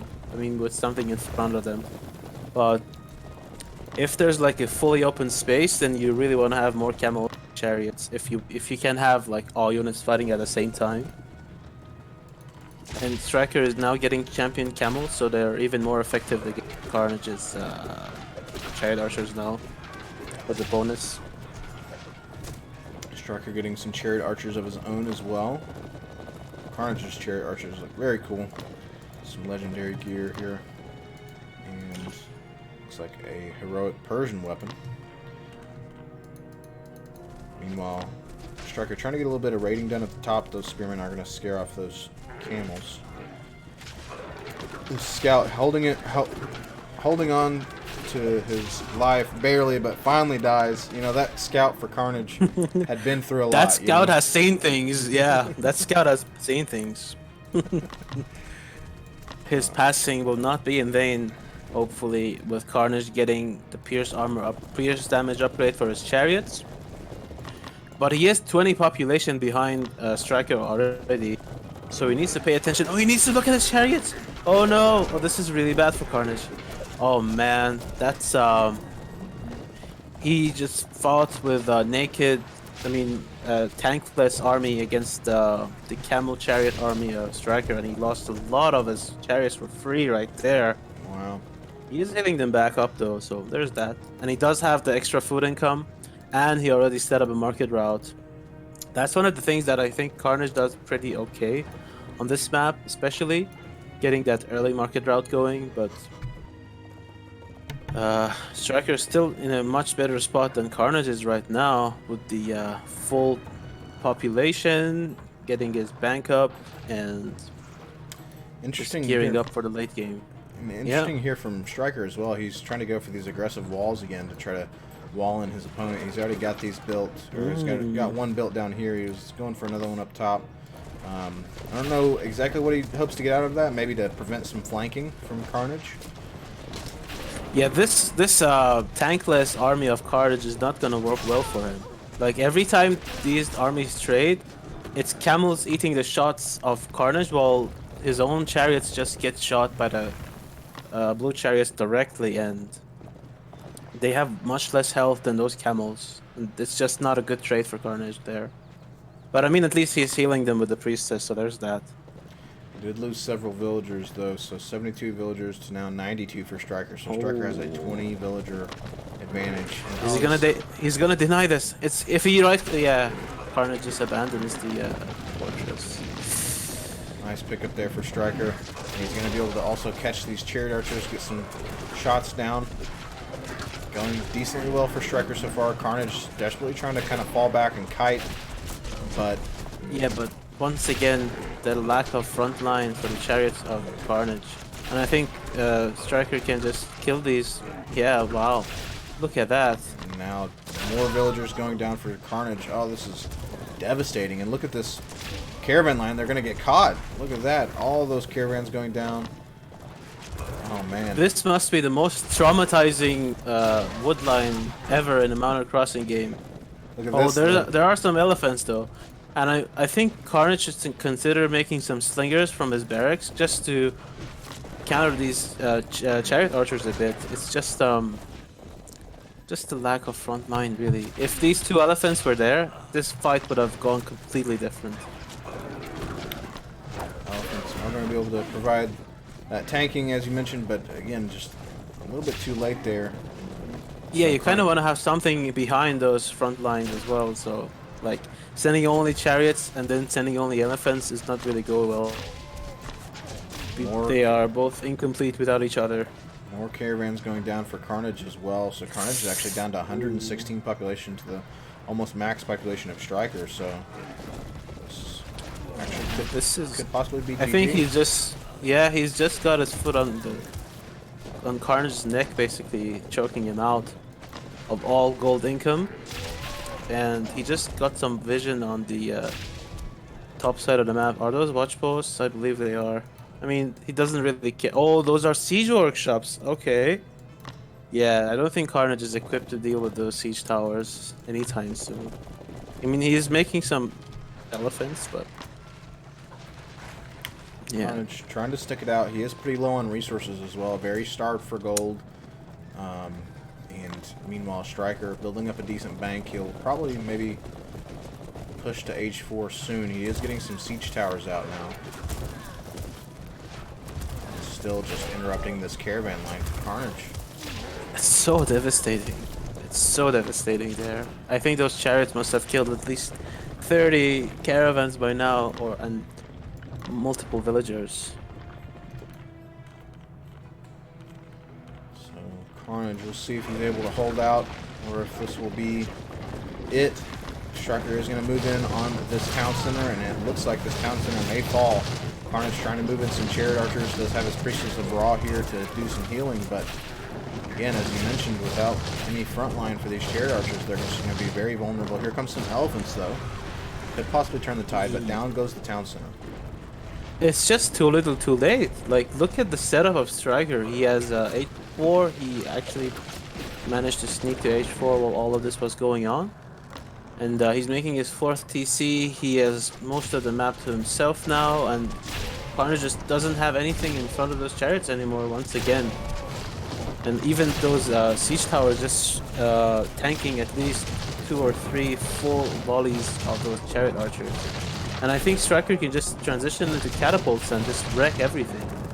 No amount of chariot archers is going to overcome catapults. Comes an elephant to try to clean up these chariot archers, but again, will it be enough? Down goes this other town center for Carnage as well. So this is huge for Striker. I don't know if Carnage can come back from this at this point. Carnage rebuilding his initial town center with 1 villager. That guy is determined, man. I will rebuild the empire with my own hand. Yeah. Kind of like the Egyptians in the trailer for Age of Empires Online. The one guy is going to rebuild. Yeah. All right. All right, so GG to Striker. Very nice. Striker kind of extending the series. So we'll see. Is Striker going to be able to pull out a miracle and come back? We'll see. Yeah, I'm really glad to see that. Really nice game by Striker. And although you gotta say that that early scout not giving Carnage enough information, that there quite a dent to his plans. But overall, really nice game. Very nice game there. Looks like Striker significantly outgathered Carnage there by about 11,000 resources. Had a tech advantage as well by about 10. So overall, pretty much in control most of the game. So well played there from Striker. Alright, game number 3 goes to Striker. So we march forward, folks, heading to game number 4. We are almost back to 60 viewers. Folks, is today the day that we're going to push to 70 for the grand finals? We will see. That'd be very amazing if we could break the 60 barrier. Alright. So game number 3 to Striker. Stays alive for the time being. Takes the map on Mountain Crossing.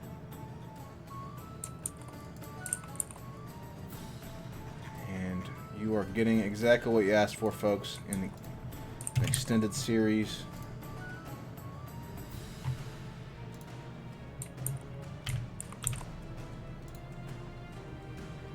Alright, so let's get the next map and civs. Let's see what our players choose here.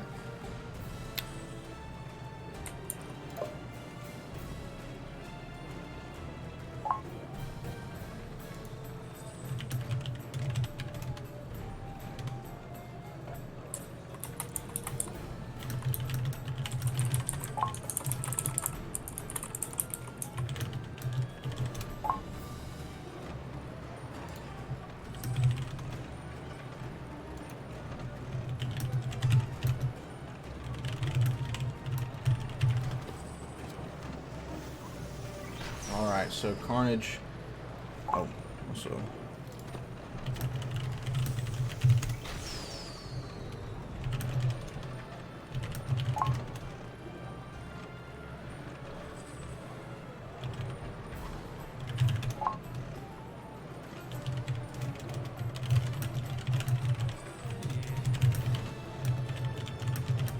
Alright, so had a little bit of a mishap there. Carnage wasn't familiar with the map pool, but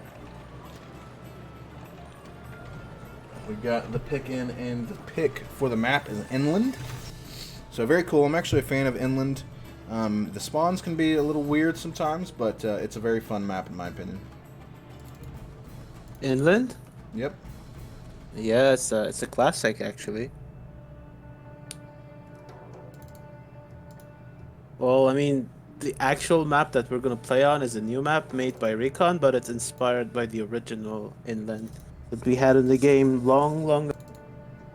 Only 90s kids remember Inland. Getting all meanie up in here. Alright, so we've got inland, and then it looks like, folks, for your viewing pleasure, we now have a Persia mirror. So, moving cool. from the Egyptian mirror to a Persian mirror. And actually, I think someone may have called in the chat the Persian mirror. And I think I saw someone earlier calling the Persian mirror. So, and we are now officially. I think it was Eerie. Yeah. Eerie. We're now officially at 60 viewers. Welcome, guys. Thanks very much. While I'm getting our players in here, I just want to say, if you're completely new to the game, check it out. The link's in the description below, and the thing is it's completely free to play. There's absolutely no reason not to give it a try. So give it a download, and if you're already in the game and you haven't tried Champion Mode PvP, you are missing out. Okay, PvP, it can be daunting at first, but PF2K, the man, the myth, the legend, he recently created us a very cool PvP guide in game that can help you get familiar with PvP, and who knows, maybe you can be the next one competing in these tournaments. Yeah, you can actually try and show it to the viewers where they can find the guide. Yeah, I'll do that when we let me get this pulled up real quick here. I'll get it pulled up here. So it's very easy to find, actually, especially now with the introduction of the play menu. Because now, right here when you're in your capital city, all you have to do is go up here to play, and then you're going to go to Sparta PvP, clicking that button, and then you'll see right here in the middle underneath the leaderboard the PvP guide, and it starts from the complete basics. P, you did an excellent job in my opinion. You know, you start to where even the most basic of player can pick it up, and then it goes all the way into some advanced build orders and things of that nature. So very cool there. Check it out. Alright, so let me get Carnage in here, and then we're going to get rolling. I'm actually going to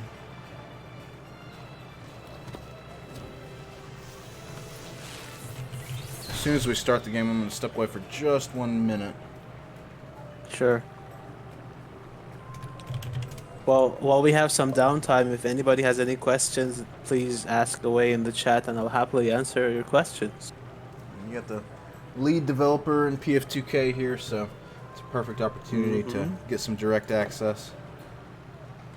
Yeah, insider stuff.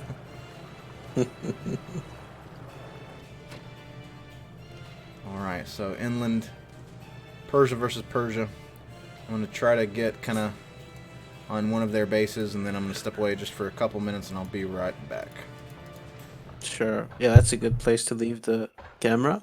We got Striker spawning as the blue Persians in the top right.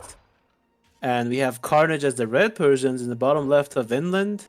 On a spawn that looks to be pretty balanced from what I can see on the minimap. Let's check the chat. Recon asking when are the Romans coming out? I think you should know that better than most people, so please no troll questions. But oh, we already see a super fast Beorix from Striker going for that extremely fast Barabara rush, while looking at the resources tab for Carnage, I don't think he's actually even gathering any wood at the moment. Only just now going to 110 wood. And I believe he went for a... I think that's a wood storehouse and a hunt storehouse, so Carnage going for the full, safe, greedy opener, while Striker is going for all-out aggression. And as you can see, he does not even have enough wood to get a wood storehouse, but Carnage is actually going to come in and see the barracks of Striker being already built, and I wonder what he's going to do to defend against that. I believe he is on the way on getting his barracks up, and I think he should consider researching 810 as soon as he can. And those spar bars look pretty dope, actually. I think it's the Black Cat shield and spear with the heroic Spartan helmet. Now he has two spar bars moving out. Unfortunately, I cannot follow those spar bars, so we'll just look at the minimap and try to guess what's happening in this game. Carnage already getting his 810 done, and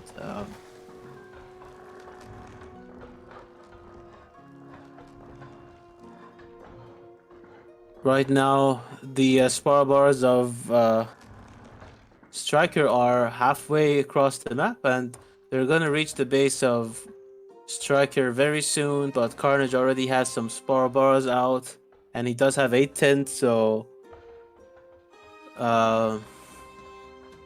I think he's gonna be safe. Striker is trying to run around the back line of Carnage and perhaps try and deal with his hunters directly before pushing in from the front. Yeah, I cannot really see what's happening, but I think Carnage needs to pull off his villagers off his hunt and maybe gather from the berries for a few seconds. Although I see the spar bar moving back for for Striker. And I think Carnage managed to safely defend against the spar bar of Striker. Neither player is seeming to gather any sort of stone just yet, so they're content on their 1 TC play for now. And let's see, your favorite vanity gear set, the heroic Roman vanity, which is not yet released. Striker now starting to gather some stone. I mean, yeah. Oh, thank God you're back, dude. I was casting that match from the minimap for 4 minutes. Sorry about that. That's fine. Can you check if Carnage lost his hunting TC? I mean, hunting storehouse on the left side. Okay, he didn't. So he managed to defend that as I predicted. But both players actually got a duck and a pond each. And they're just gonna get some uncontested fishing going on for both of them. But Carnage needs to be careful with this wood line. Is it exposed yet? Oh, it is! And that village guy, she's gonna get body blocked by the spar bar. Ooh, that was a nice sniper Striker. But he is halfway to H2, while Carnage has not even started his H2 upgrade yet. So I think it's looking pretty good for Striker right now. And yeah, Carnage is a little bit ahead in terms of stone, so he might be able to get his TC up earlier, but both of these players seem to be a little off with their builds. I'm assuming that's because they invested wood Blessings into those upon fishing you. boats, so they're We won a gathering way game more stone 5. that they, Let's go to compared to their Striker. wood. Great tournament So and look at great Carnage's casting. resources, for Nice to example. see He the has at community 300 together. stone almost already, but Congratulations on the only wedding, 84 Archie. wood. So, and he actually made a second dock. So that's Yep. Auber greed mode, man. 2 docks and a second TC in a Persian mirror. That's really really greedy. I'd say. Very greedy, but hey, real quick shout out to Eaglery. Thanks for the donation. Eaglery, $14 donation. Oh, Eaglery, you're a boss. nice. Thank you very Thank much. you. And he was saying, go Striker. We want a game 5. Indeed, we want a game 5. Carnage is now in H2, though, and Striker is kind of scouting the outside of the base here for Carnage. But like you mentioned, yeah, this double dock is very nice there from Carnage, but now a second dock for Striker as well. He actually managed to get enough wood for the TC, but oh my god, this is gonna be so devastating if Strike. Okay, Carnage does not die and save that TC, but now he doesn't have enough wood to remake the TC. Well, he does now, but maybe that was too much of a panic move by Carnage, to be honest. I mean, Striker does know that the second TC is going up again already, so. Yeah, Nice. these builds seem to be not very refined for either player, both of them having a huge stockpile of food and not enough buildings to produce units from. Yeah, perhaps not very versed on their Persian play, these players. Maybe they weren't expecting to have to go all the way to their Persians, but we'll see. Look at this, though. Striker trying to get a little greedy and get a dock here on That's this pretty pond. good. Yeah. That's pretty good. Yeah, by the way, sorry, TDS Fog. I'm actually not having any kind of sounds, so I had no idea about the donation. Sorry about that. Didn't really mean to talk over the bot with the donation message. I'll Let's notify you see. next time. That's my bad. I Yes, thought you... please. Thank you. Yeah, I have no clue. Okay, so Striker still kind of roaming around the map here with his Sparabara, and There are more docks on this map than there are villagers. Look at that. I know it. Every pond, every pond has at least one dock, and there are even more. Oh, this is nice by Carnage, though. I think he can, yeah, and you can't even dodge the shots of the fishing boats because they don't miss. And I actually got, oh my god, that fishing boat with the snipe on the villager. But these Barabara, just one villager, one repairing this dock is always going to save it. And there's one galley coming out for Carnage from this pond, but okay, I'm officially confused now. What's going on? So many different boat wars going on at the same time. Look at that. Looks like Carnage Striker's... building a dock and Carnage. Yeah. Okay. So he's got a galley here to defend this one. He's got... Looks like Striker was going to try to get a dock up over here, but Carnage is getting a dock now on this pond as well. So, yeah, just all kinds of craziness. Oh, yeah, here it is. Striker looks like maybe has an idea to try to get a dock right here as well. So this is insanity so far. The only pond that's uncontested now at this point is this top one here for Striker. Yeah, and look at how many Asabara's Carnage is already producing. I think he has at least 2 stables up. Maybe a third one. Yeah, third one on the way. And he is getting upgrades for them. Classic Carnage. But this is not sure about this archery range for Striker. I wonder if he's already gearing up for some Takabaras. Possibly. Maybe going for that long play. Looks like Striker also has an idea to try to get back onto this pond, but he's going to be probably denied pretty hard by this galley from Carnage.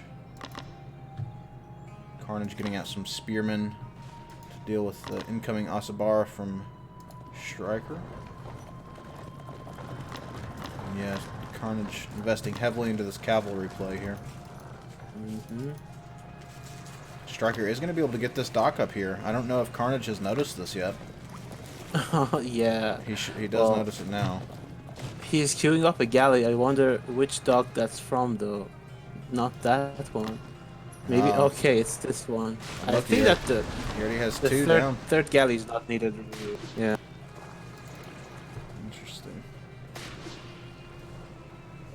He is up by 20 population already though, so really nice macro Carnage.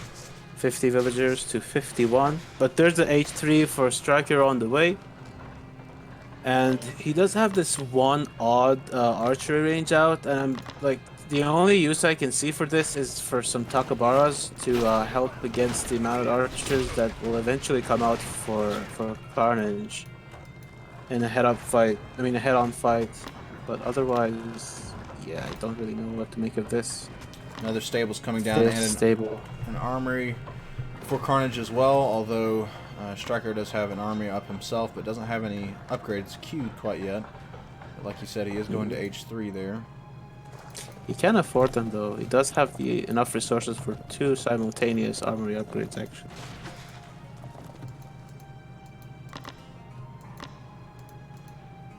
So it looks like Carnage is going to be able to gain control of this pond, has control of this pond as well. So now Carnage pretty much has all 3 of these ponds here. It's only this 4th pond that Striker has maintained control of. So I guess Striker going to transition now fully to his land force. And it may come down to technologies. It's kind of like we saw in the Egypt mirror there, or no, I'm sorry, previously, Celt versus Norse. Carnage just had such a technology advantage that he was able to wipe out Striker's forces. So yeah, really, you don't really want to match the army of your opponent with a fewer number of the same exact units and expect to win. Striker has hit his population cap right now. He needs to make more houses and or make a 3rd TC. Yeah, I would recommend him to read the PvP guide that we just showed on stream before this. There's a section dedicated to not getting pop blocked. But there's this 3rd TC for Striker at a very convenient. And he's running around the map, buying himself some time to reproduce. I mean, to make some more units. But he is getting a lot of upgrades, so that's really nice for Striker, getting that +1 pierce damage upgrade. Although Carnage is not falling behind on upgrades by any means, getting Asabar champion, pierce armor, and horsemanship as well. So yeah, that's actually huge in Cav wars. If you have faster Cav, it's actually a huge difference. Oh, if Striker can delay his TC or deny it even, if he just right-clicks on the TC, he can fully deny it, I believe. Can he? Is the TC gonna fall? I think it is. If I think it's gonna. Oh my God! Wow, that's like a 85% finish TC for Carnage. That's a super huge blow to the game plan of Carnage, delaying it by so much. But Carnage, ever the madman, just rebuilds right where he left off. And he's going to try to chase down these Asabar with some mounted archers. So looks like Carnage is going to lean heavily into the mounted archers, but looks like Striker going to get out some mounted archers of his own. True. Those are some dope looking mounted archers. They are. What are we rocking on these bad boys? We got a Spartan helm and a black cat weapon. Very nice. Meanwhile, we have some raiding going on by Striker. Yeah, there. He's actually attacking with some spar, but that's actually pretty good because Striker, I mean, Carnage needs to send some different units to defend against it. It's just mounted archers alone. It's not going to be very good because the spar bars just tank for days. So, Carnage actually bringing back his primary force here to try to deal with this. But Striker's going to escape with most of his mounted archers. He did lose his Asabara, but look at this. The Sparbar are still working away here on these villagers, but this aid tent's going to make it a slow process. Yeah, it's basically one Sparbar attacking, and the other one is just getting cancelled out by the aid tent. But both players are equal in pop almost. Striker needs to be careful. It's a reverse situation of last game where he had a beefy meat line in front of his chariots to defend against the opposing archers, but now it's the other way around. But at the same time, he's sending these his Asubara at the bottom of the map again to the same spot. because he saw that Carnage is rebuilding in the exact same spot as last time. So looks like Striker might be able to get a little bit of damage done here. A few Mounted Archers here to defend for Carnage, and here comes the force for Carnage. So, oh no. goodness. Striker might These lose a lot. all of them. He's gonna lose all of them. Every single one. Oh, because this wall. Oh, wait, there's one hole. Nope. Oh, there it is. Yeah. Down go the Asabara here for Striker.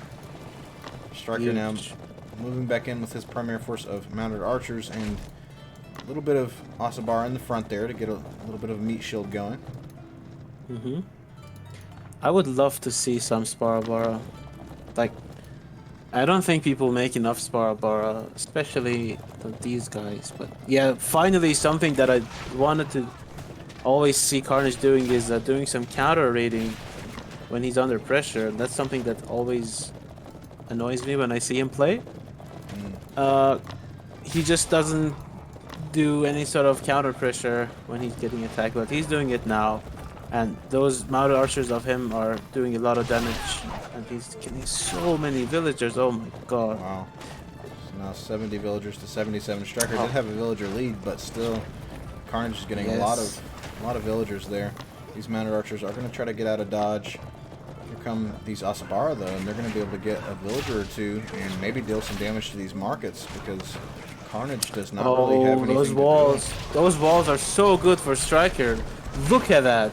He's getting huge value on these Mounted Archers because those also cannot get through and get on top of the Mounted Archers. But he's losing his market at the same time, so... Okay, he does have a second market, and I wonder if Carnage actually knows about that. Because the caravan... I think the caravan is gonna be sneaky and not get revealed. Oh, but it's so close, it's so close. Tough, yeah. it's a tough battle. It looks like Carnage is going to pull back though. But he's going to find a wall. There is one opening. But he doesn't that guy who's standing at the wall, got shot in the head like 50 times. And he died. This is going to be interesting. We'll see if Carnage is able to micro this properly. He is able to defend with his Asabara, but here comes a nice flank from Striker. So now suddenly Carnage is caught against the cliff here. Yeah, that's really good. And by the way, Stalking Fire asking in the chat, can you explain how the bar works? So basically, in every age game we have a score system, and it's still present in this game, but it's displayed a little differently. But if you hover over those bars, you can actually see the scores in numbers. So it's basically just like the older games. It just has a better, like a more in-your-face representation. And at the top of the map, actually, as we were talking, there's a huge forest for Carnage trying to be disruptive, and I think he's gonna get a lot of shots fired. Yes, several caravans going down there for Striker, and a few villagers going down now as well. There's a couple spearmen here to defend. Here come the cavalry, but Carnage gets a lot of value from that raid there, so well played. But he is doing counter pressure at the middle of the map, if you look. Yeah. And he should just turn back and fight that, I think. Well, I guess not. He's just going for the market at this point. Or the villagers, I guess. Oh, that was some F2 moment for Carnage right there. He moved those Mounted Archers and missed a full volley on them, allowing Striker's Mounted Archers to get the advantage. Striker trying to fall back here, but he's just bleeding Asabara and Mounted Archers as he goes. A couple of shots now coming down from the valley as well, or the galley as well. Mm-hmm. And oh my goodness, the Mounted Archers for Carnage still holding out up here in this corner, but now some reinforcements. There is something about Carnage and corners and ranged units. He just is able to hold out for so long, but again, here come the reinforcements. They're going to be able to deal some damage here. But he's... Oh, I wonder if that was a... He's going in the same place. Oh my god. Goodness. Yeah, Carnage. Carnage. Here comes another raid for Carnage, but look at this. Striker right in the caravan line as well, so...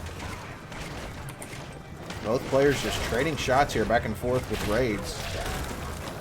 Look at this, Carnage right on top of the caravan line for Striker as well. Striker still trying to expel the forces in the north. Here comes some defenders for Carnage to try to deal with these raiders here. That are... Oh, but look at the market of Striker at the right side. I see some red dots. Yeah, so much disruption going on here, and I think Striker actually made that War Academy there to make some toggle techs, I believe. Maybe he's using some rigorous to get his units out faster, but his bank is just nothing compared to Carnage right now. And he needs to be a bit more careful with how he trades.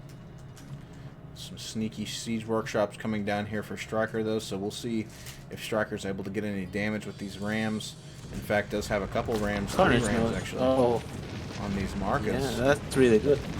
That's actually really good disruption for Striker right there. Carnage has still yet to send. So many mounted archers. He's sent a few Osabara, but not before both markets go down. So we'll see what Carnage does. I guess his only choice really is to rebuild the markets right back where they were. So down go the Rams. Striker trying At to move the center in the of middle. the map, yeah. Yeah, like if I were in Striker's spot right now, I would make 4 or 5 barracks and 3 or 4 archery ranges and make some Sparabara and Takabara and try to force a head-on fight, because it's just the same deal as the first game that I casted with you. It's like trying to defend against an army with exactly the same units but fewer and worse upgrades, and that's never gonna work out for you. But Right. that said, Striker is back to 180 population, so he's not out of the woods just yet. I mean, I think I used that wrongly actually. I think he's not dead yet. There you go. Yeah, he's gonna be able to clean up these Osabara here. The markets are rebuilt now for Carnage. Carnage splitting his forces again. Here comes another raiding party for Striker as well. So both of these players kind of all over the map at this point. Looks like Carnage has exhausted this pond as well, but he is keeping this galley over here as an offensive measure. Striker coming in, but Carnage doing a nice job of splitting his force as well and defending against this.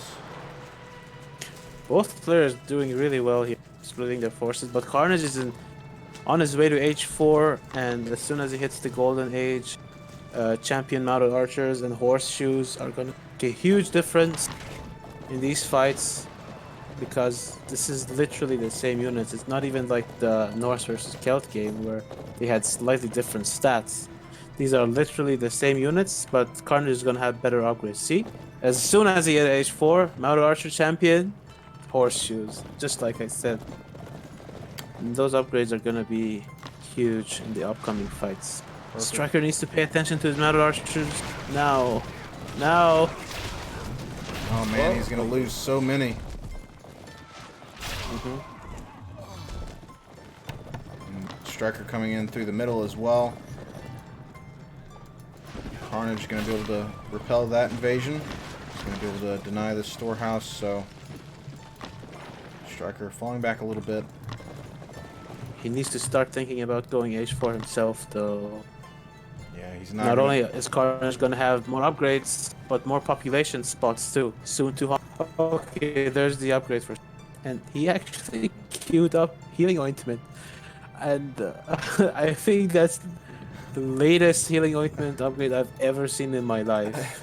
Probably just a misclick. It's probably a misclick indeed. I don't even know if he still has a scout on the field, but we'll see if he.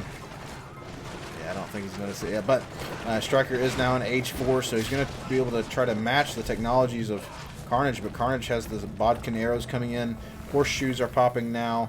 The champion mounted archers are now completed. So yeah, Striker really needs to catch up quickly, because at this point Carnage is going to be able to win these engagements. Mounted archer champion is coming for Striker. He does have a lot of mounted archers there, though. That one spearman is slowing him down so much to deselect it. Okay, he does that now. That one spearman is like, I'm gonna go there anyway. But look at this. Carnage is going to try to push forward onto the market again. Yeah. What happened to those proxy siege workshops, by the way? Are they still there? Yeah. They are. Okay.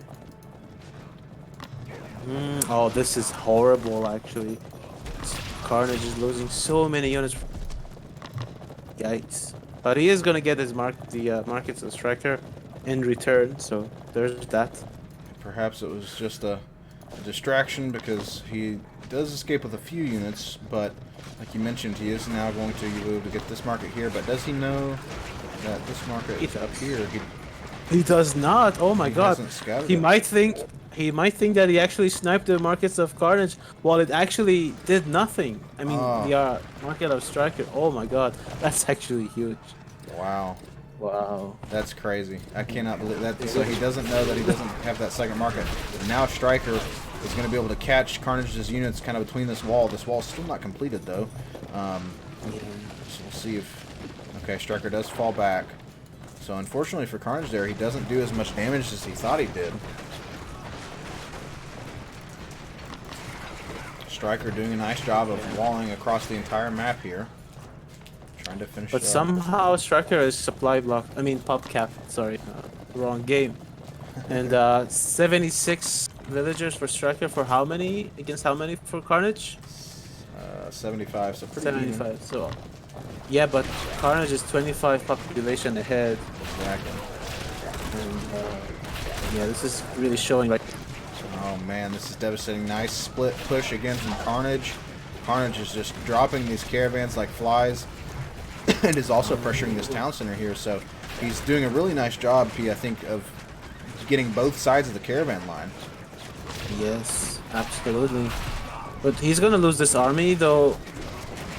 Well, now that I look at Striker's gold bank, he's gonna be fine for now. But he needs to start thinking about dealing with those Asabaras to the left side, because now his market line is actually disrupted with that TC being dead. Recon pointing out in the chat that Carnage cannot remake, and he's right. He does not have the economy to remake those units anymore. Yeah, both players actually even in pop. He's got a couple caravans idle as well, so I'm a little confused by that. It's such a back and forth game, actually. Incredible. Striker needs to throw down his 4th town center as well so he can get up to 200 population. Another raid coming in here from Carnage, but now Striker looking to go on the counter-offensive. So move out here, bring his forces together, maybe smells some blood on the right side. Carnage. Yeah, I mean that's a 4th H4 TC with 3 8-10s there, so it's gonna be okay. And this is nice by Striker trying to surround the mounted archers of Carnage with his own, and he does have a lot of mounted archers here, so Carnage needs to pay attention and not lose too many. But he is fighting behind his building, so it's not the best position for Striker. At the same time, those Asabars are slowly getting cleaned up by Striker. Yeah, he's doing the right thing. I was gonna say that he needs to actually move in and find the caravans of Carnage, because that's the one resource that he's in need the most right now. Finally getting those Asabars cleaned up. And there's a wall with a gate there, so we can safely run. Actually, no. Okay. I take that back. There's a wall, but there are no gates. The builder forgot to insert the gates there, but still gets the job done. Allows Striker to move through, but unfortunately for him, allows Carnage's forces to move through as well. So now Carnage actually was going to try to pressure this corner again, but he's going to meet that wall there. I think Carnage has a slight numbers advantage right now. He has 30 population ahead, but I think that's most. I don't think Striker is making villagers. Okay, now he again, but he's 43 villagers, so he actually has a huge army here. But that's an army that he cannot. And I believe, did he lose his War Academy? I think he did. I was gonna say that if he still has it, yeah, it's dead. He should use paid labor, because all he has is gold right now. Yeah, this could be interesting for Striker, because he's slowly building back his villagers. Still some units at the base of Striker. I see some red dots being chased. Yeah. They'll get cleaned up. Oh, and that's really good for Striker, trying to kill more and more units. For Carnage, oh my god, this massacre! All those villagers go Persian on Persian violence! Oh my god, that's a massacre of villagers here. So devastating, but at least Striker is good on gold. And I think this is a little worse for Carnage. Well, not anymore, I guess. Okay. See, it looks like they're somewhat even in terms of their armory upgrades at this point. Actually, if I'm not mistaken, Striker had a little bit more armor. He's still missing the melee armor, the last melee armor upgrade. Carnage is getting it now, though. Getting the last armor upgrades. Yeah, he needs to kill these caravans, which are actually getting per trip. But now he's gonna find all of them and kill all of them. Carnage needs to pull back immediately, and he should not focus the villagers, but he needs to kill the caravans instead. That's very good. That's 450 gold out of the way. Oh, but he needs to be careful with how he manages this situation because he gets trapped. Oh, he needs to split his army, send one half to the left and one half to the right.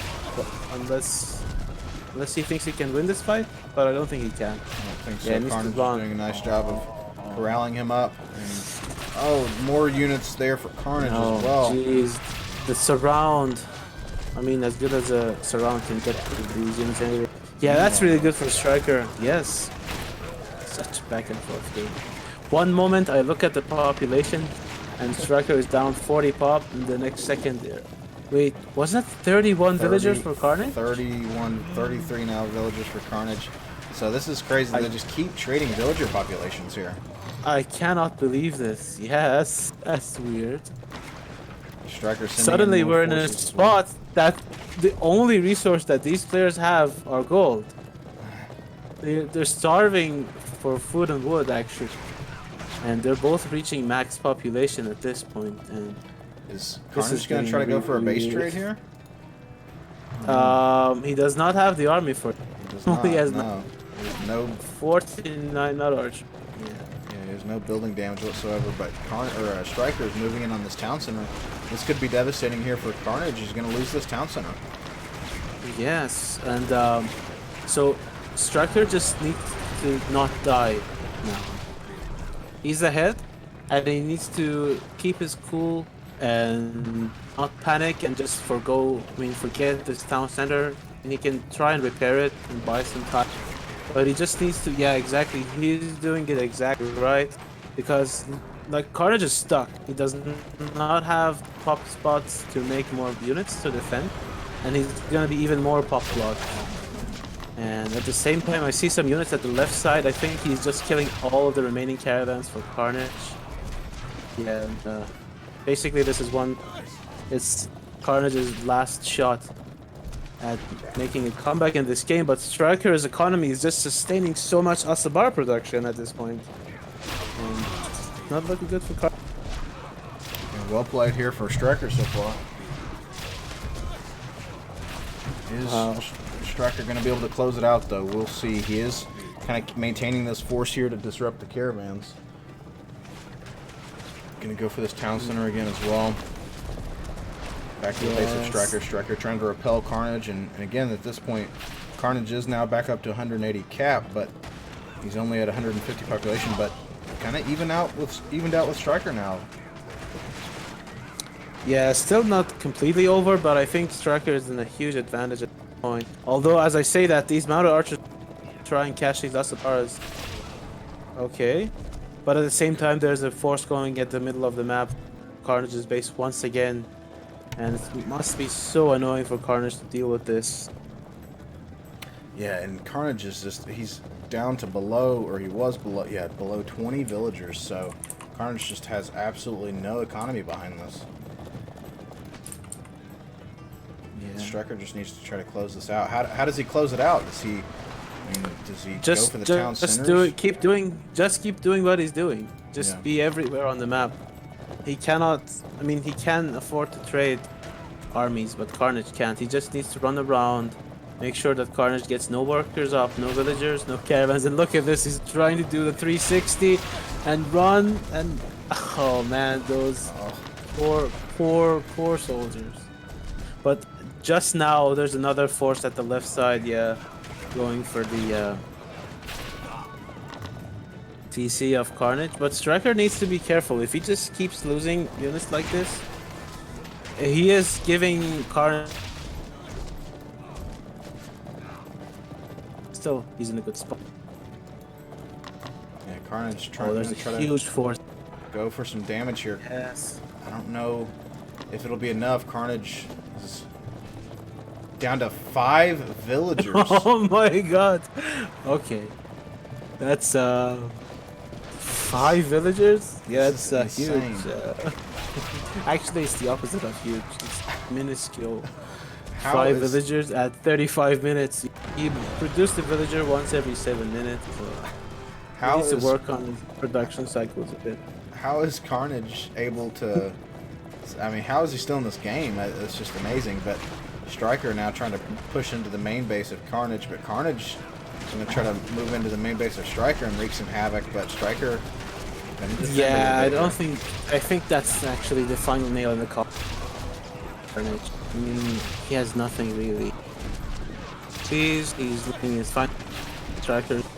2 of them up at least, or more, or 3 actually. These 2 are adjacent to each other, and back in his own base, Carnage is just getting wrecked, and he has no economy to reproduce his army. It's 3. He's back to his starting villagers. 3 Maybe they're villagers. the same 3. Maybe they're the same 3 that started this game 36 minutes ago. Perhaps. But let's look at the final fight at the here, and I think once Carnage loses this army, he's going to tap out because he's not even bothering making more units. And that wall, this flank though, this can be the difference maker here. Let's see if he can manage to kill these mounted archers. I think he can win this fight. It's such a nail biter, yeah. It's just crazy from Carnage. I can't believe he's still holding on. It's just a testament to how good of a player he is. But Striker playing out of his mind here to get Carnage to this position. But suddenly Striker has no gold, and I don't see any caravans on the map. Here's one caravan. There's the first one. I think that's the only one actually. That's the only caravan in this game. Striker maybe All needs are to left. sell some Yeah. resources, I guess. I don't know.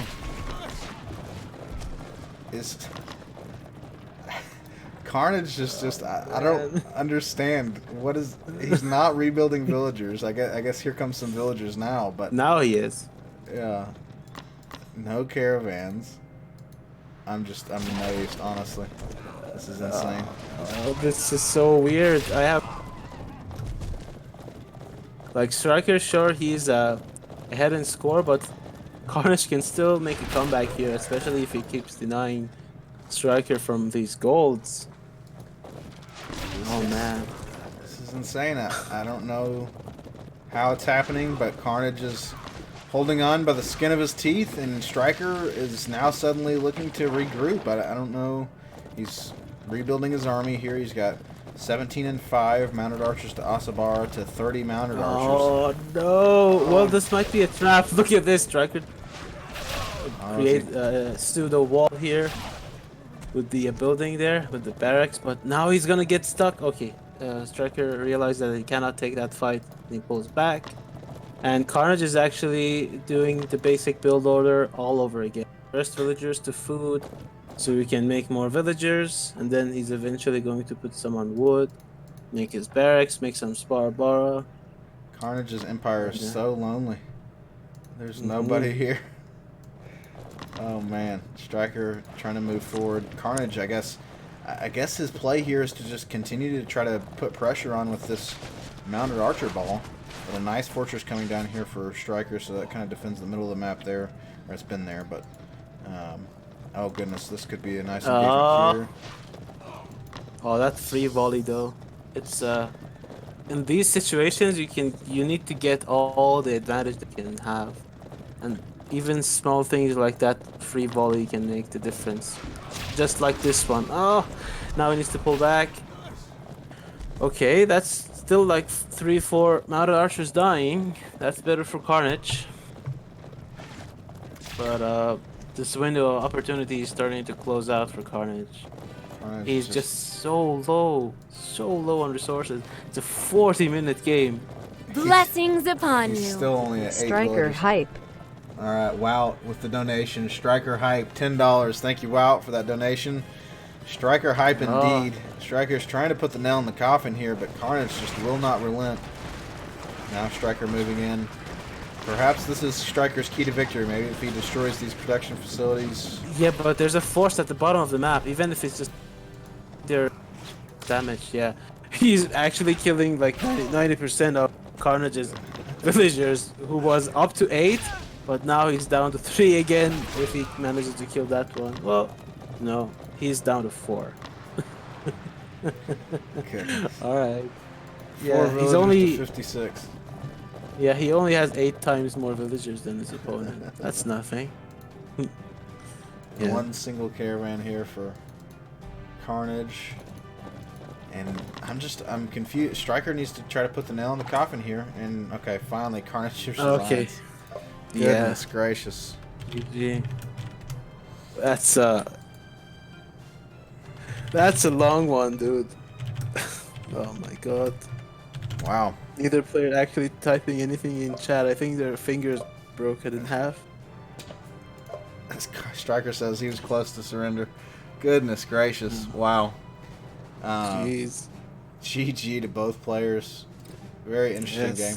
Look at this though. The current villager population just plummeted and just stayed there for almost 10 minutes. You know, if you look at the graph, the starting point and the final points have the same how do you say it? Like it's same height, I think. Yeah, same number. Yeah, it yeah, looks. same number. Yeah. Carnage. Wow. Crazy game. I wonder how many resources they gathered in this match. Must be like plus 100k. Yeah. Wow. Wow. Look at that. Carnage managing to stay in this game with 22,000 less resources than his opponent. That's crazy. Wow. Absolutely insane. And Striker also had a slight technology advantage there, so wow. Yes. 700 Well units played. trained for Striker. Yeah. And how many viewers? We have 75 viewers in the... All right. Welcome, folks. That's welcome everybody. Yes. And this is a 2-2, isn't it? It is now 2-2, so you are tuning in just in time because it is time for Game 5, folks. You asked for it and you got it. Ask and ye shall receive, as they say. We are headed to Game 5, Striker versus Carnage for the 3rd place match. So, wow. Even Kevsoft showing up in the chat. All right. Everybody say hi. Kevsoft, one of the developers. Welcome. Based God Kevsoft. Alright, so the question will be then, Carnage does get the advantage of choosing the last map. We've got, what do we have left? We have Treasure Island and Ghost Lake left. What do you think he goes with? Can you repeat your question, please? I'm just wondering what you think Carnage goes with in terms of the last map. We've got Ghost Lake and Treasure Island, so I wonder what he's going to choose. Oh wait, no, we have Watering Hole as well. I'm sorry, excuse me. I think he's gonna choose that one actually. Yeah. I believe he's gonna go. Well, Treasure Island is also good, so not sure. And for the civs, let's see. Carnage played Greeks. He played Celts. He played Persia, and he played Egypt. Right. So he has Babylon and Norse left. Oh, So it's 100% it's 100% Babylon for Carnage. Yeah. And for Striker, let's see. He has. Did he play Greeks yet? No. It's gonna be. Let's see. Maybe it's gonna be Babylon Mirror. Actually, that would be interesting. Yeah. It'd be our 3rd mirror match in a row, so we'll see. Yep, indeed. All right. So the map is Treasure Island. Okay, so map is Treasure Island, and indeed we're gonna have a Babylon mirror on Treasure Island. Oh, cool. Okay, nice. That's interesting. So, again, you guys asked for it and you got it. Game number 5 is going to be coming up in just a minute. Pajama Jam 1 saying in the chat, you've been playing Northgard and you haven't played this game. You need to play this game, dude. It's 100% free, like no, no small print, no shenanigans. It's just free. You can download it and start playing. And the link for the download is right in the stream description on the Play Now button. If you see it, just click on that and get started. And welcome to the stream and to the game. Yeah. Welcome indeed. And for anyone out there who hasn't checked out Age of Empires Online, like PF2K just said, there's, as PF2K says all the time, you can't even pay if you wanted to. There are no microtransactions. Completely free to play. It's completely developed by fans. So welcome. We're glad you're checking it out, and we can't wait to see you guys in game. And actually, P, while I'm getting our players back in the party here, do you want to maybe talk about the Romans coming up? Yeah. So for the people who are here, some updates for you regarding the Roman campaign. So tomorrow, Happy Smurf is stream his work on making City of Rome once again, building the Circus Maximus live on stream. And as for the campaign quests that are coming up, one thing that I would like to mention is that one of the things that makes the Roman campaign better than the other 3 campaigns is that every single main quest on the Romans campaign can be played co-op. So the other civs have a lot of solo-only quests, but since we know that we're gonna have a lot of players trying to play together, so we decided to take the extra effort to make sure that every quest can be played in co-op. So not all quests have the same layout for both players, but you can always be there with your friend and enjoy the same quest together.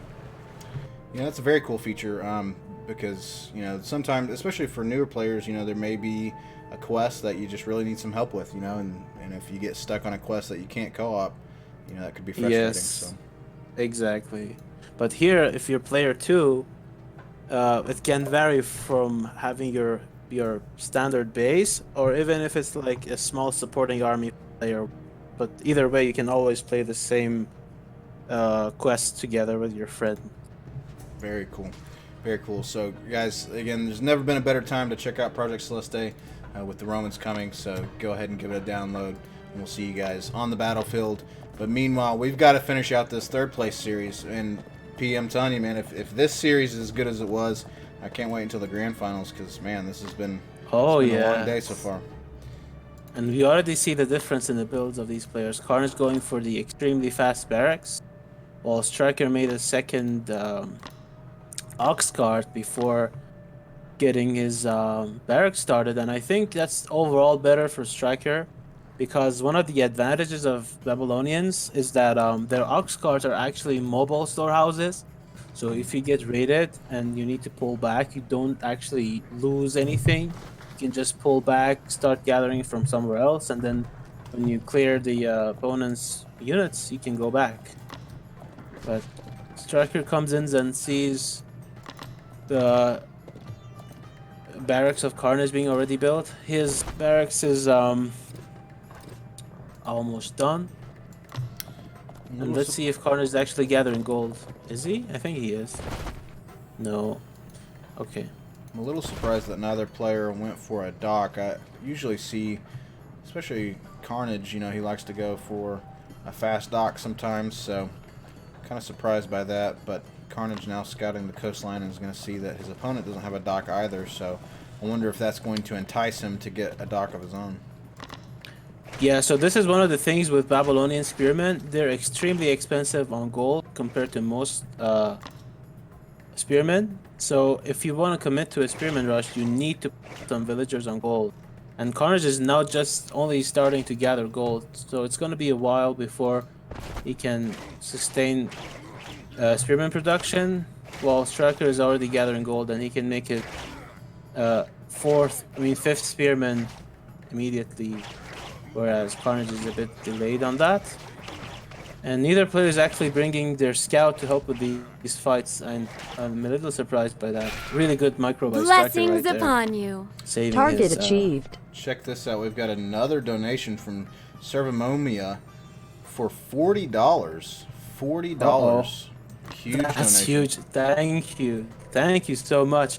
And by the way, for the Spanish players in the chat who are watching the stream, every Celeste content that you've been enjoying in the Spanish language has been translated by Servimomia, so he's already a huge contributor to our community, so thank you so much for the donation. And As actually, you say it in Spanish, gracias, right? Gracias, yes, indeed. Yeah. And actually, P, with that, we have actually hit the Romans release tournament target of $600. So, guys, thank you. We have now hit that target. So, well done. Thanks to Servamomia. Wow. Absolutely amazing, guys. Huge support from you guys. Can't thank you guys enough. And here comes a subscription from BBA Cog. So, thanks, BBA Cog, for the subscription. Got a hype train going here, guys. Let's keep it going. And look at this, these spearmen just fighting each other, not caring what's happening. I think in the end, Carnage has a few more spearmen. It depends on the micro. And Striker actually using the villagers to tip the tides, tip the, the balance of things in his favor, but he still needs to pay attention. He does have the same number of spearmen right now, that one spearman being idle, but at the same time he managed to sneak in a dock and he's making a fishing boat, whereas Carnage is starting to gather stone. So in the end, I think it's just better for Striker, because they're just sending in spearmen to fight each other. That looks so funny. But I mean, Striker can just evacuate the spot. He already gathered all of the hunts, and he needs to be careful not to lose any villagers here. Yeah, he could lose some villagers. That's going to be bad if he does, but Striker's still going to try to... He's losing so much. He's losing so much gathering time. I think he just needs to... Honestly, this is not going well for Striker. Oh my god. And he does not have the food. Did he start a ziggurat just yet? Because I'm sure I saw Carnage making a ziggurat. Yeah, no ziggurat for Striker in sight. And he made his own dock all at the same time. Suddenly, Carnage is bouncing back quite nicely here. He's going to have that dock, and he may even be able to beat... At this point, he may even be able to beat Striker to a Byreme, because Striker still has no ziggurat in sight. No ziggurat, yes. He canceled the villager to a full ziggurat. And there's the Byreme for Carnage, halfway done. He knows about the dock of Striker, I'm sure, and he's gonna... What are those villagers doing for Striker? He does not. Okay, but he needs to. I mean, he probably knows by now. Has to be sure. And the ziggurat for Striker still not up yet. So, there we go. So, now Striker in H2. Real quick, I saw someone in the chat asking when will the Romans be released? Soon. The Romans are still slated for coming out this year. Is that right, P?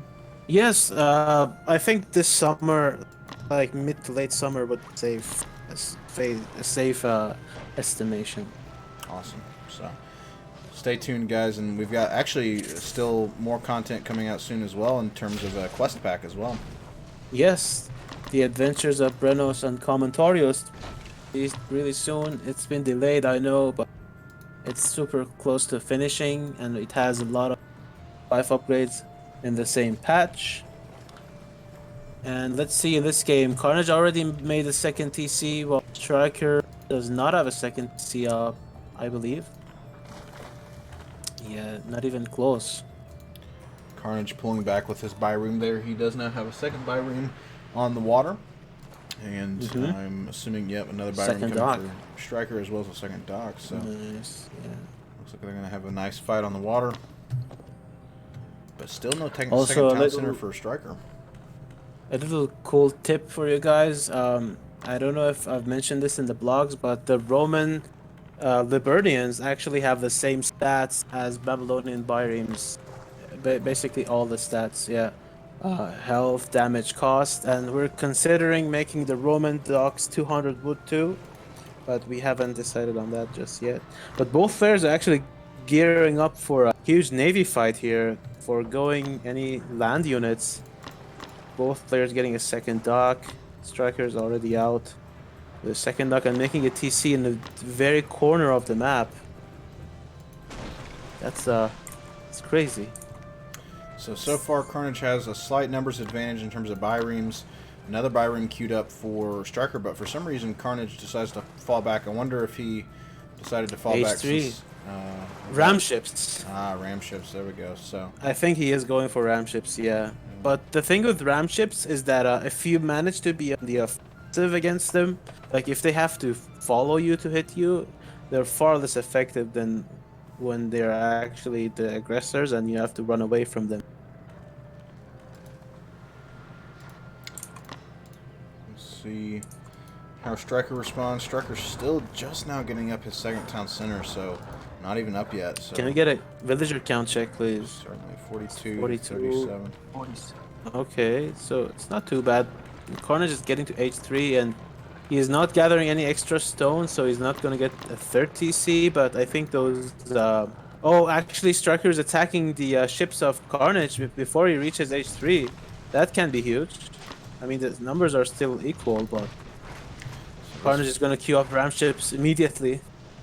He has no fishing boats to be able to repair either, so down goes a Biream for Carnage. Now suddenly Striker has Carnage against the wall here. Down goes a Biream for Striker. Even once again, down goes a Biream, Payback down goes a time. Biream. Back and forth. Payback time for those Carpentomes sitting at the corner of the map, but those ram ships is now, like, you need to run. You cannot dodge ram ships like you can dodge arrow ships, so he just needs to not be in contact with the ram ship. Look at that, one hit and it does so much damage.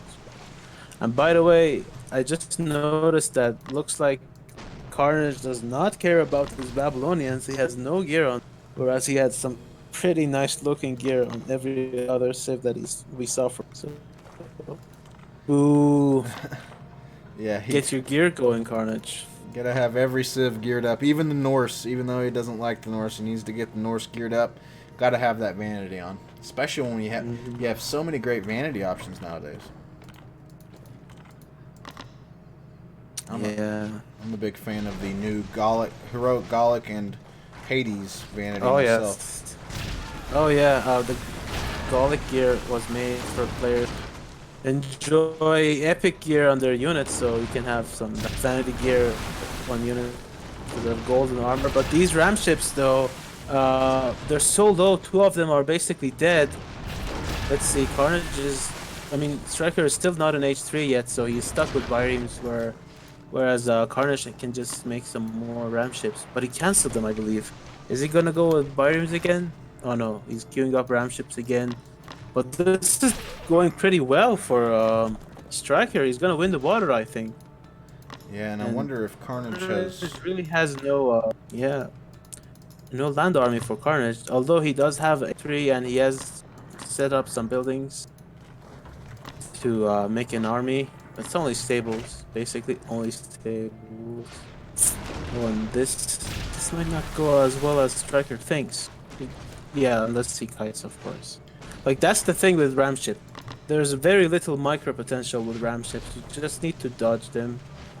Yeah, he's doing a nice job so far of kiting, like you mentioned, so slowly but surely he's going to whittle these ram ships down one by one. They're falling here, so if he continues to do a nice job of running away, he should be able to handle this quite nicely. So I wonder if we're going to see Carnage just relinquish the water, because at this point he's just throwing so many resources at this for nothing, really. Yeah, he doesn't even have fishing boats to help him with some food. I mean, he does have gardens, so he might not even need those fishing boats, depending on what composition he decides to go.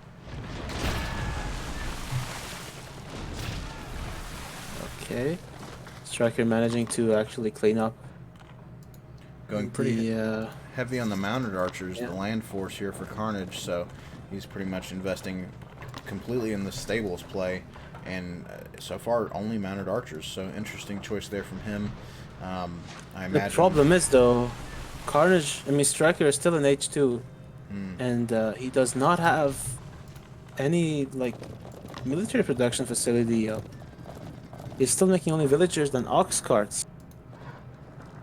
Okay, I take that back. I just saw that on the left side of the map. He has some stables built, but he is making lancers into mounted archers. So if Carnage guides this, which he will, it's gonna be okay. I think. But yeah, Striker just completely secured the water, and I think he's eventually going to use them for merchant transports because he sent some villagers to make some other docks there. So Striker has now gained control of the sea. The Carnage is fully transitioned to a land fight. Striker not quite prepared yet for this land engagement. So Carnage does get a little bit of damage, but not a ton. He does pull back now with these mounted archers. And so yeah, Striker still building into Lancers though, so that's an interesting choice from Striker. I wonder if we're going to see him transition to his own mounted archers once he heads to H3. Or once he hits That's H3. the thing, once he hits H3, so he needs to have something in production. Too far behind. He's already down 50 population at this point, so Carnage needs to, if Carnage manages to get something done, oh wow, he's actually ahead. Okay, there are the mounted archers for Striker. I'm curious, people in the chat, that Eerie, Zerden, Wout, and the others, how do you want to play Babylonian Mirrors in H3? Because I'm curious if any barracks or archer range unit mix-in would help, or if you just want to do full stables.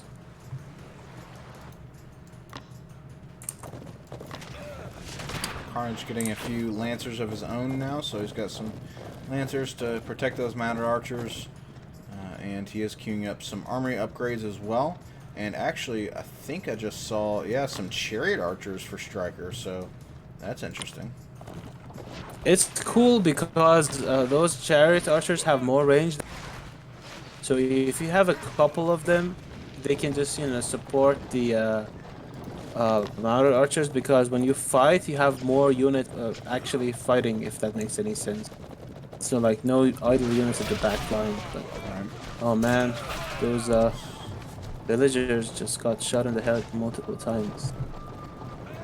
Nice engagement. Carnage is going to be able to run away.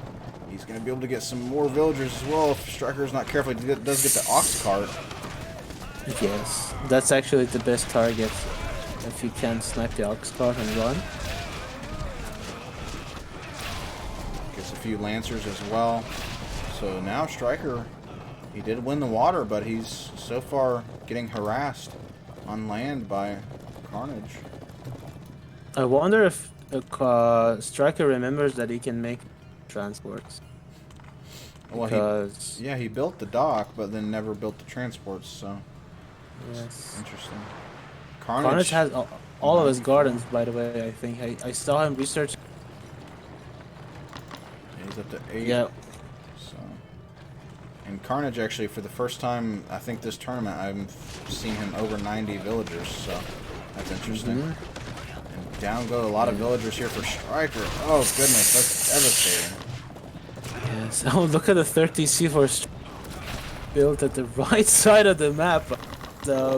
This Interesting choice. Yeah. I mean, I know I've said that the 30C needs to be used as a second, as the rally point for your market, but not there. Maybe he just wants to secure a dock there and then use transport ships. I mean, yeah, he does have enough. A coastline caravan line would be scenic, though. You know, you have to give him that. Yes. You know, caravans along the coast. Maybe he'll run into Bayram. Byram? How do you pronounce it? Bayram? Bahram, you mean? The Bahram. merchant? There you go, Bahram. Yes, yeah. It's different. Yeah, okay. One of the things that I just noticed that is Striker has a lot of population in the water, so he needs to delete some of those bireams and maybe leave 1 or 2 of them alive, because they're just taking so much pop slots. Yeah, BMTC. Oh, and are those siege workshops? I think those are siege workshops next to the TC. Oh boy, this is gonna be good. And Striker going for mounted archers. I mean, chariot archer. But Carnage is going to H4, and once he hits H4, I think he's gonna get some war chariots, which will devastate those mounted archers from Striker, and I think he's just gonna kill these fishing boats if he pays attention. Nope. Those fishing boats are just, hey, what's up? You look Babylonian. Why are you red? Carnage had a lot of armory upgrades as well, so he's got a lot of armory upgrades coming through. Striker now getting a few armory upgrades of his own. And now Carnage is now he's gonna see the TC. Striker. That's yeah, that's a pretty big oof moment. Oh, but look at these chariot archers. He has 18 chariot archers, and as soon as Carnage makes some war chariots, which he isn't making actually, he's making more lancers. That's surprising.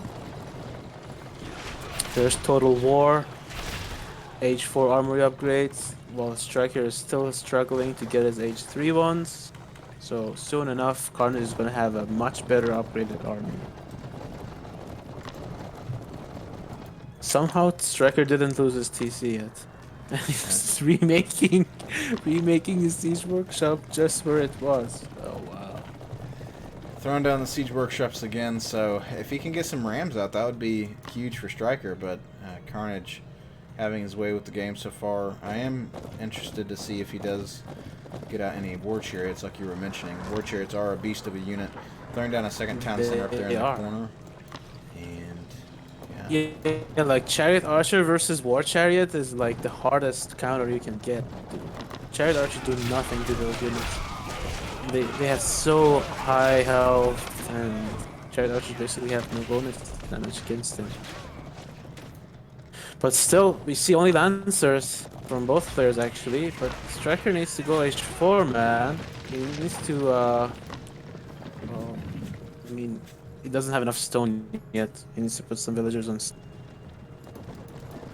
Striker gonna try to strike once again on the left side here. Okay.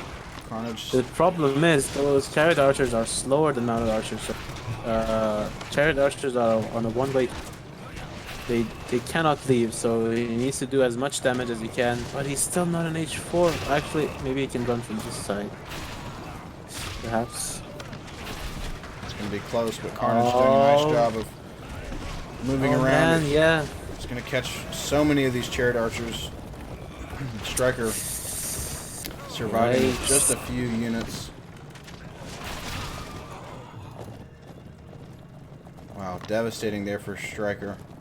He's going to bring in some reinforcements, but it's not going to be enough. He needs to keep falling back. And down goes the town center over here on the right for Striker as well. So now Carnage squarely back in control again. Yeah, and Carnage can now afford to make a wander, I think. I'm embarrassed to ask this, but wanders don't cost food, do they? Only 1,000 of other 3 resources? I'll actually check myself. I will check myself. I shouldn't have asked. Forgive me. In comes Carnage busting through the clay walls and punishing this third town center again for Striker. He built it right here, kind of forward, and it looks like he's going to lose this as well. So this could be GG for Striker. I think it is, like, being pop blocked so hard. Yeah, it's right. I was correct. No food on a wander, so Carnage can actually make a wander if he wants. But let's see. There's a huge army for Striker. He's gonna be able to defend this, but still, he's not even H4 yet. He needs to press that H4 button in a few seconds. War Chariot champion for Carnage, so it looks like Carnage does have the idea to transition to War Chariots here. He's going to have War Chariot champion behind it as well, so very nice. Yeah. Nice. Oh man. In the middle. For Carnage, yeah. Look at that. Devastating charges there from the Lancers. Mounted archers are raining hellfire from the back. So hard to run away from Lancers charging. It's one of their biggest strengths. Striker is trying to kite as best he can, but he has not fallen back. He does get his third town center up again for a third time, but meanwhile, Carnage is bringing down the markets.